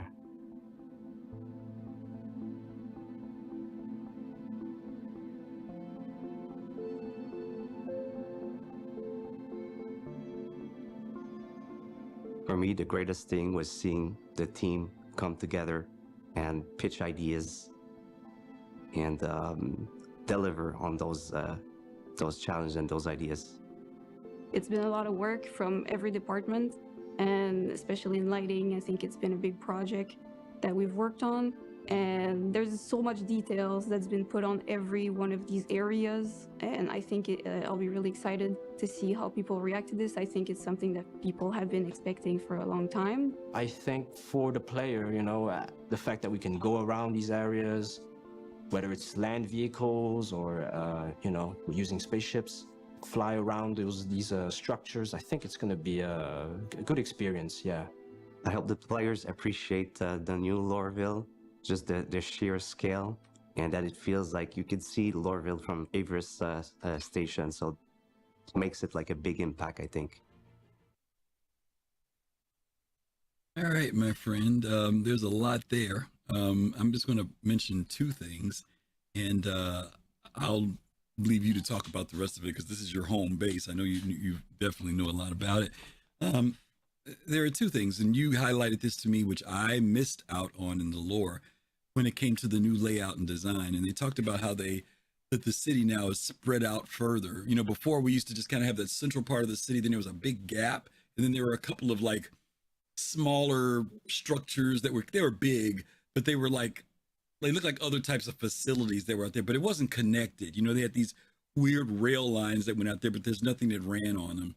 But now they've designed this thing where there's these huge pipelines and all this stuff that flows out. And you explained to me that Lorville was laid out, and it is laid out. There's a reason why it's laid out the way it is. The inner, you guys forgive me for using these terms. I'm just trying to fish for words here, plus I'm tired. The inner city, the area that's near the CBD, is where those who are more affluent and wealthy reside. All the buildings with the cool lighting on them, the glass, the ones that have they've got the arboretums on the top where fresh air is generated. All of that is where the folks with the cash live, okay? And as you get further out, you start to notice all that glitz and stuff starts to disappear and things start to kind of look a little bland. Well, that's where the average worker, the baghead, that's where the workers. They're called the workers. The enslaved. That's where they reside. And then when you continue to go out to the spidery fingers, that's where they work. That's where the cauldrons are. And you see the cargo areas and all that stuff. That's where they work. So the people who are comfy live within the comfort of that central area where the gold statues are, the CBD, things of that nature. But then as it progresses out, it moves out. So there's an economy. There's a whole bunch of stuff that's based into that. The second thing I want you to elaborate on, which we didn't talk about, is talking about Maria Pure of Heart. So I'm going to put it in your hands at this point. You can talk about whatever you want to from there about Lorville. And first of all, how did you feel about the update, the 2.0? How did you feel about it? Oh, I love the update. I love it finally it finally gave light to what Magda's vision was for the city. At least in my expectation of the lore. It is Lorville itself has a rich history in terms of its beginnings, why it came out, its etymology, and things like that. Lorville is almost it's 70 plus years old. It was created in 2877.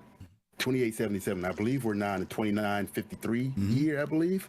So that's about 73 years that it was created. And part of that, Magda convinced her father, Chesterfield, to create this city. It was after Aberdeen was able to give us the antimatter weapons. It was after that Lorville needed to expand and have a central location for its workers. So they moved. Also, Magda convinced her father, Chesterfield, to buy Hurston and build one central location, a Lorville, a local occupational residency. That's what lore is, L-O-R, and you see that in Lorville's first name, Lorville. We don't know who came up with that term. We don't know if it was Magda. We don't know if it was Chesterfield. We don't know. But we know that Lorville, L-O-R, means local occupational residency, because Magda wanted to consolidate all the workers into one city, into one area. Hence, Lorville was created in 1287. It's interesting because as Lorville was being built, Magda was, she took a little bit of leave of absence because she was giving birth to her first child, Gavin. So Lorville comes into the fray. Magda then has the plan to go ahead and expand the city and build what we call the CBD, the Central Business District. And the Central Business District is where all the rich and the wealthy, and there are 4 districts, I believe, in Lorville. One is the CBD, Central Business District, that houses the Central Train Station, Archibald's Hurston's Memorial Hall, the Hurston Dynamic Flagship Store. You have talking about where all the restaurants and shops are going to be, the Transfer Commodity Exchange. So that's the CBD. Then you have the Workers District. The CBD, by the way, any building that has a gold stripe, from what CIG said, or at least I hope I got this right, any building that has a big old huge gold stripe or gold color on the side of it is where the wealthy are. Okay, and you see those tall businesses. Even Origin has a place. How about that? Up in that place. The other area, the other districts where we see all those factories and all those, it's a polluted area, guys. Is the Workers District. You'll see Levisden Square residence. L19 residence is also there. It's a 60-player hab, I believe. Oil Production Quad is there. McIntyre and Victor's Bar is there. Tammany and Sons Reclamation and Disposal. Maria Pure Heart is also there as well. And Levisden Station, that hasn't opened up to us yet, but that's up there. You have Tisa's Spaceport. That's also there. And then you have these city gates. These city gates, there are about 6 city gates up there that takes you around the city and around the perimeter of what we call shanty towns. Okay, over there in Lorville, and it's gates 1, gate 2, gate 3, gate 4, gate 5, and gate 6. So that's just the basics of Lorville's jurisdiction. But once again, they wanted a central hub to bring all of its workers. So this is where they have brought all their under the life labor contract. Okay. There are some players, and someone made a very good point here. I don't know if it was Goji again. Someone said, and forgive me guys, because I got to go back in the chat here. Geez, where'd it go? Okay, it was Daigoji. He said, there's one thing worth saying about these persistent gaming as a service platform, seeing the landscape evolve. And there were design challenges, but it is strange as someone here from 2012 to see that there will be people that were never there back in the day. A legacy of persistent storytelling as the game evolves. Stories new gamers will hear of the older Lorville, first entering the planets that they take for granted. Us looking at the future version of the city and remembering its roots. And I'm saying that because one of the things that was promised, and again, guys, next week we're doing the show on visions, dreams, and reality, is the Lorville has now moved into a space based on CIG's development of its technologies, where there's a freedom of moving around in Lorville, where before Lorville was restricted. All you could do was fly to the spaceport and go in. You could not fly down low in the property. In fact, when we went to the Gates Kelosal, remember back in the day, you would get that orange force field that would pop up, and you had to park way, way away from the gates and then run all the way in, because you couldn't get close to the city, you know. Well, and that was put well after the city came out, right? Right. Came out, right. You know, there were some areas that were invisible, restricted areas, and then we saw a visible, restricted area that was really restricted. That gave us a tunnel where we could come in and where we could leave out, right? But now but I'm saying because the tech has evolved, people will not know that there was a time where you couldn't fly in over Loreville. Is my point. You know, like right now we've got game lore based restrictions. Like for example, you told me about this when you're flying in past the CBD. You get too close to that building, they tell you got what 15 seconds to get away from the building. You know what I mean? A couple seconds. You know, I love that. I hope that they do something that actually has. I hate to say this, but it would be better to get shot down out of the sky than just to be, you know, your ship get impounded. I would love to. You get too close to that building, you know, they're protecting that building. You know what I mean? The CBD is the heart of that area. And if you decide you want to do some sightseeing or something like that too close to that building without authorization, as far as I'm concerned, they can nail you. But that's a whole nother thing. But I do like this evolution of it and how, like he said, the lore is starting to match up with the look of it. You know, because I didn't connect the lore based on the previous design. But now when I look at it, and especially after you explained it to me, I'm like, oh, this all makes sense. The other thing that we saw, Kelosal, is that Loreville has depth to it. It's not on this one plane. Now, when you go out and look, you can see there are multiple levels. And in my understanding, aren't there levels or depths to Loreville as well? Yeah, there are levels and depths to Loreville. I mean, as the new Loreville 2.0, you can actually fly through a couple of buildings. There are certain levels and depths. I mean, if you jump on the gateways and go to the gates and go to you know, gate 1 and gate 6 and gate 2 and stuff like that, you'll be able to be a part of those levels. Yeah, but I'm saying, but there's subterraneans. I mean, when you look down now, you can see like you know what I mean? It goes down. You know what I mean? It's not just at the surface level. Before, it just kind of all looked like it was surface level, but now it's like they've created a lot of depth to it now, not just height. And the height's there too, by the way. Yeah. Correct, and I don't know how much they're planning on going down, you know, into Loreville. I'm quite sure they'll put some DLCs and maybe in the future that allow us to go to, you know, almost some like Coruscant or things like that and so forth. Yeah, ooh, boy, that'd be great. You know, because I want to see those workers, you know, down there with their masks and things like that and so forth. You know, working hard. Oh my God, y'all! He's too much with this everybody working stuff on Loreville. But hey, that's his home. That's where he loves to be. Okay, it's a grandiose building, you know. Look, and people are going to appreciate it, including the rich and the wealthy, when they finally open up that top tier of the CBD to allow those nice little ships to come in, and you guys get to see the glory and the majesty of all that gold. I mean, the Hurston. Well, I would consider living there if I lived in the nicer part of the town. I don't know about that outside area. And I'm curious to see how CIG will tier people being able to have residences at places, you know, whether it's based on can you afford to live here? You know, you basically live where you can afford to be. So, and I can see why Loreville, and you know, for a lot of people, Loreville is great because, or Hurston is great in general because it's the most central planet in the system. So if they want to get to any of the other planets, whether it's for trade or whatever they're doing, you're literally just a minute's away. When I live in R-Corp, and for me to get to Microtech is 59 million kilometers. It's a nice little ride. From Hurston, it's half that time. And, you know, it's much faster, you know.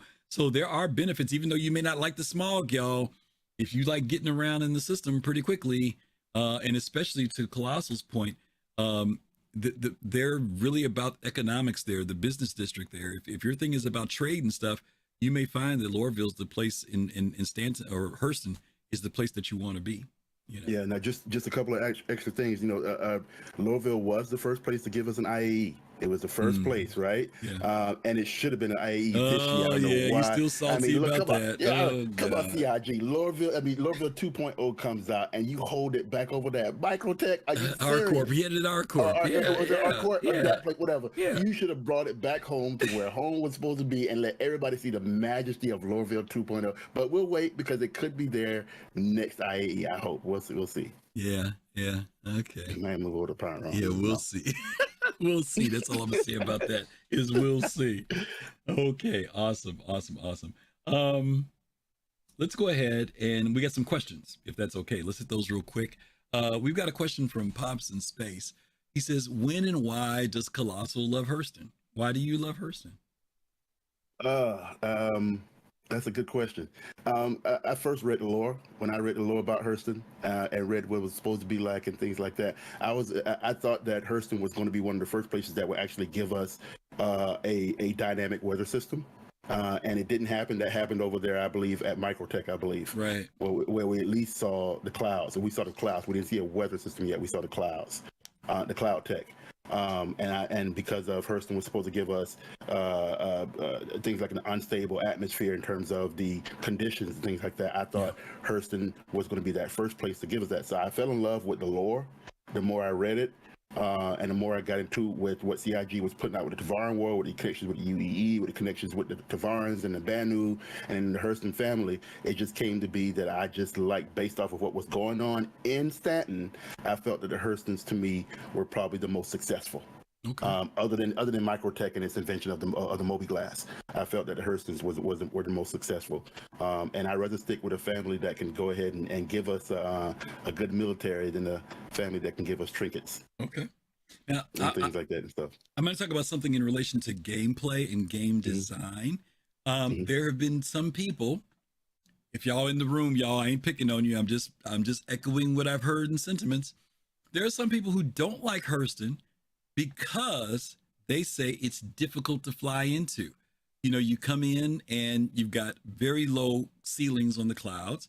And even when you break through the clouds, there's sometimes, for lack of a better term, smog that makes it even more difficult to come in. And for some people, they don't like it. They've voiced I don't like that they have that. I wish they take it out. I'm one of those people, even being in R Corp, where I find the weather challenging. Maybe it's because I have an aviation background. My attitude about going in is, yeah, it's not VFR, it's IFR. Of course, we don't have the instrument stuff to help us land, but my point is you have to be careful when you don't have good visibility, and it makes it challenging. And I'm sure there are people who would love to just be able to fly right into Lorville, you know what I mean, and land immediately. But you do have to be careful when you're flying into Lorville. How do you feel about that external design? You know, when you look at all the rising smoke, the clouds, the fog, everything else, how do you feel about it? It's no less safe than ArtCorp. I mean, flying to that big old building, the tallest building they got up there. Skyscraper, yeah, the big skyscraper. I mean, to me, Lorville or Hurston area, it's safer to fly into than ArtCorp. I'm sorry. You know, at least we can find the spaceport. But you know, it's every planet, every planet, every company is going to have its challenges. Okay. So. I mean, you just learn how to, I would say, look at the other types of ways you can fly in there. Don't fly in there too hot. Yeah. You know, Hurston's one of those places where you're going to have to slow down. Yeah. It's got good security. So, you know, I haven't seen that many people get shot up in the atmosphere, although I've seen it, especially when it first came out, guys. It was difficult to get out of the atmosphere. People trying to fly out of there with big ships, and other pirates coming in there and taking advantage because you know how difficult it was to get out of orbit, get into space at one point. But just use your sensors. I mean, use your scanning, and you'll be able to see the outlay of the land. As soon as you find the CBD, you're good. Yeah. As soon as you find a CBD, even in the daytime. So it's not as difficult as you think. Just slow down your ship, do your ping, and see where TISA spaceport is and the CBD, and make your course adjustments. Yeah. Okay. All right. That's what I say. All right. We've got one other question, and this is not related to Hurston's to show, but it is in relation to Soul Citizens. And this was from was it Drazen? I guess it's Drazen. Will Soul Citizens be represented at CitizenCon, or in other words, will you be attending? Yeah, Drazen, there are a few of us that are going to be attending. I know that Fast Card is going. I'm going. Big Black Gaming is going. Yo-Yo Meg is going. And I think that's it, if I'm not mistaken. DK going? DK's not going. I don't think DK is going. Yeah, I think that's it. So yeah, New Souls, you say you submitted a question. It is not here on the list. So I'm sorry if I missed it, but it has not popped up. Let's see. New message. Okay. Give me 1 second here. Let me shut that down and open it up again. Let's see if it's there. Would you like me to talk about Maria Purified while you're doing that? Oh, yeah. We didn't get to talk about that just because we're over time. Please do. Please talk about it. Oh, yeah. So Maria spent much of her childhood impoverished and living in a tenement high-rise in Jada. After having their family legacy destroyed, the Wharton family became staunch anti-Mesmer activists.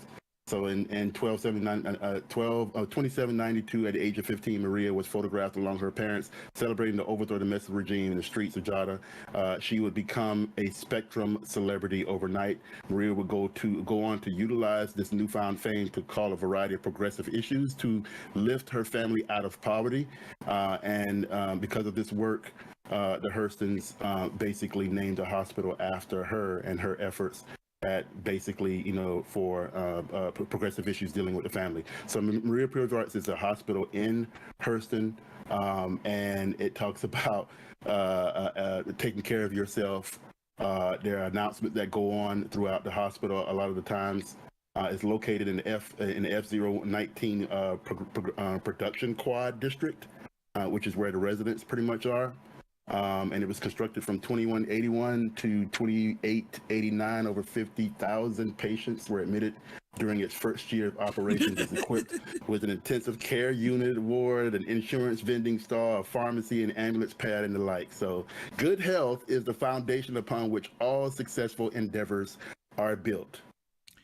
From Maria Hurston. Yeah. In other words, 50,000 people went in there because of the bad health conditions on that planet. Let's call it for what it is, okay? I was trying to stay away from that. Yeah. You thought they went there because they had a great health plan. No, that wasn't it. They went there because they needed to go to the hospital.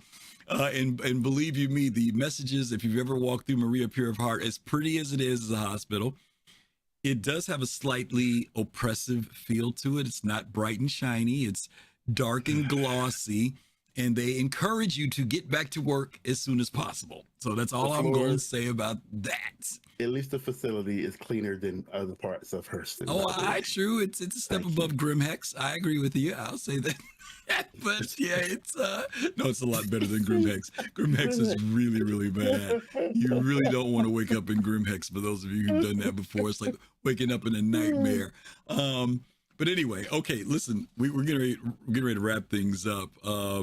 You all, hey, give Kelosal a round of applause, y'all, in chat. He did a great job doing the research on this. There's a lot of information. As we mentioned, we haven't touched on everything. There was another thing that was asked. Fist to Face asked whether you could elaborate a little bit more about Darrington Hurston, the one with the thing with the rail gun, the thing where they kind of messed up and some people got killed. And that's why that second son who kind of messed up the Hurstons thing. If you want to elaborate on that a little bit.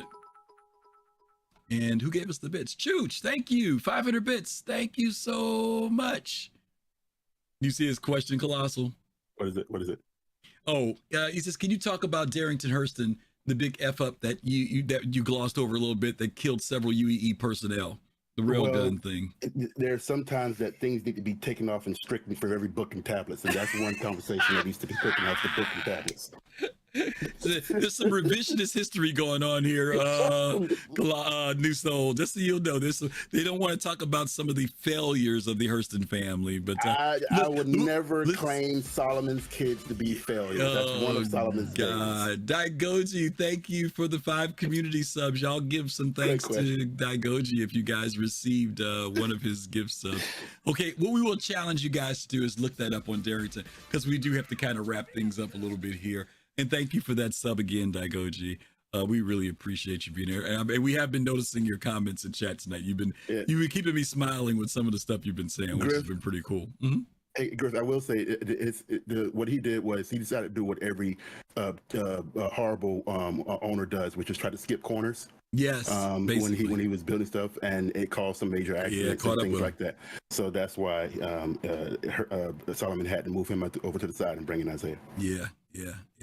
There was some little bit of tragedy there, but that's a whole nother story. Okay, well, listen. Again, thank you, Kelosal. Great stuff that you share with us tonight. Let's talk about what we've got coming up. Oh, there's a couple things we can talk about. Thing number one. City of Chicago, if you are in the Midwest, if you're in Indiana, if you're in Minnesota, if you're in Milwaukee, St. Louis, any of those places like that, Springfield, we are going to be attending another Chicago bar citizen. It's being sponsored by Magda and Ita from the Yacht Club. It's going to be held at Two Fools Cider, which we were attending back in November in Naperville, Illinois. Naperville's about, without traffic, 25-minute ride from downtown Chicago, maybe 30-minute ride. But if you're in the area and you would like to come out, we will be there. We will be joining her and hopefully just have a great time with some folks at a in-person bar citizen that's going to be on Saturday, July 29th. It's in 2 weeks. So any of you guys want to be out there, there's a barcode there. If you check our Twitter, we will have some stuff popping up there from time to time if you want to register for it. Or you can just look up Maiden Ariana and she'll be able to help you out and you'll be able to find it. And it's also on the barcitizen.sc website if you want to get the information there. Okay, so that's one thing we got coming up. We want to remind you guys that we do have merchandise. If you guys want to check into our merchandise, we have stuff both at the Streamlabs store and what's the other store we're at? Designed by Humans. Check out the stuff. We've got some really cool stuff. It helps us with things we want to do. To your point about us going to CitizenCon this year, we are trying to have a table while we're there. And it does cost money for us to do that. Not to get the table. CIG is not charging us for that, but to be able to supply some giveaways and things like that for folks who come over, want to know more about us. So if you guys want to be able to sponsor us for that, we're going to have some sponsorship coming up a little bit later for that, for people who may want to sponsor us being at that event. Last but not least, let's talk about what we've got coming up. Ooh, got my graphics all crazy there. Soul Talk, Fast Car. I'm gonna say Fast Car. Kelosal, why don't you talk about that? I'll talk about voices and I'll talk about next week's show. So I understand we're missing Fast Carts jokes. Yeah, so no, we're not missing them. We just don't have them. There's a big difference. So on Thursday, let me go ahead and make sure I pop this. Can you hear me now? Yeah, we got you. Yep. Okay. You're good. Thursdays, we have our Soul Talk at 9 p.m. Eastern, 8 o'clock Central. And that is where our beloved host, one of our co-hosts, Fast Cart, comes in, and he has a panel of Soul Citizens crew members, and they come in and they talk about what's going on with CIG, the new things at CIG, anything that CIG puts out, they talk about that. They also do machinimas as well on Thursday. So come in and watch that with us on Thursdays, 9 p.m. Eastern. On Saturday, 3 p.m. Easterns is Soul Voices, where we get to have the first of what we call a podcast, a tree podcast or tri podcast, where Soul Voices starts off, followed by Paul Shelley, and then ending up with Relay. Soul Voices comes in sometimes. The Player Haters pops in every now and then. We just had our 50th show either last week or a couple weeks ago, Griff, I believe. Yeah. So that was a big deal for us as well. We talk about things in the verse as well. We bring in the community as well. It's not just Soul Citizens co-hosts. It's people from the community. So please feel free to come in and tell your friends to pop in on Saturday, 3 p.m. Eastern, to join us in Soul Voices, where we get to go ahead and read excerpts from Reddit and other parts of the community as well. And then on Sunday, you want me to do that, Griff? No, I'll talk about that one. Yeah, okay. That's kind of a weird show. I kind of alluded to it a little bit for you guys earlier. We're going to be doing a show called Star Citizen Visions, Dreams, and Reality. I forgot the S there. If you want to kind of know what that show is going to be about, it's going to be talking about the vision of Star Citizen that Chris Roberts puts out, whether it's through the newsletters, whether it's through the ISCs or SELs, 10 for Chairman, the Citizen Cons, the things that he says that this is my vision of what I want to see happen. Then there's going to be the dreams part. And the dreams part is on us, the players. Once we see the vision, what are the dreams that we come up with when we think the game's going to be? And then we're going to take those two and talk about the reality. What does it turn into? What does that vision and dream turn into in real time? Both from what we've received in the past as well as what we can expect in the future. So that's going to be next week's show. So hopefully you guys will be able to join us for that. Okay. Other than that, I think we have wrapped up just about everything that we could wrap up. I do want to say a special thanks to everyone today who hung out with us to hear a lot of us, me and Kelosal, talking about a lot of lore, a lot of information about the Hurston system. Don't forget, this is a new series. Each month we will be taking on a new system to talk about. So next month we move progressively as we've gotten them. We're going to start out with Hurston. Next month we'll be talking about R-Corp. The following month after that, Microtech. And then lastly, we'll be talking about Crusader. So hopefully you guys will be able to join us. I think it'll be the third Sunday of every month we'll be doing those for that series. Other than that, I think that's about it.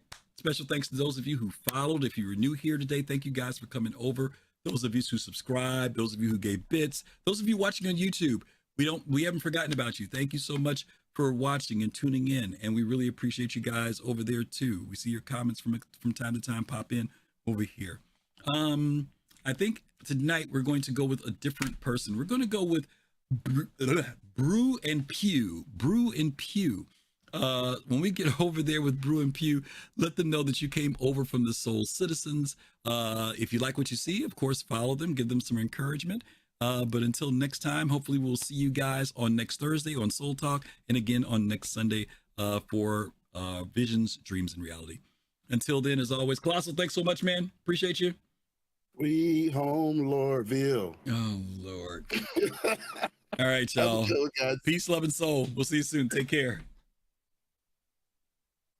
Why does that keep coming up? It's the wrong screen, Kelosal. Yeah. This happened last week. There we go, guys. I know. I don't know why that screen didn't come up. There we go.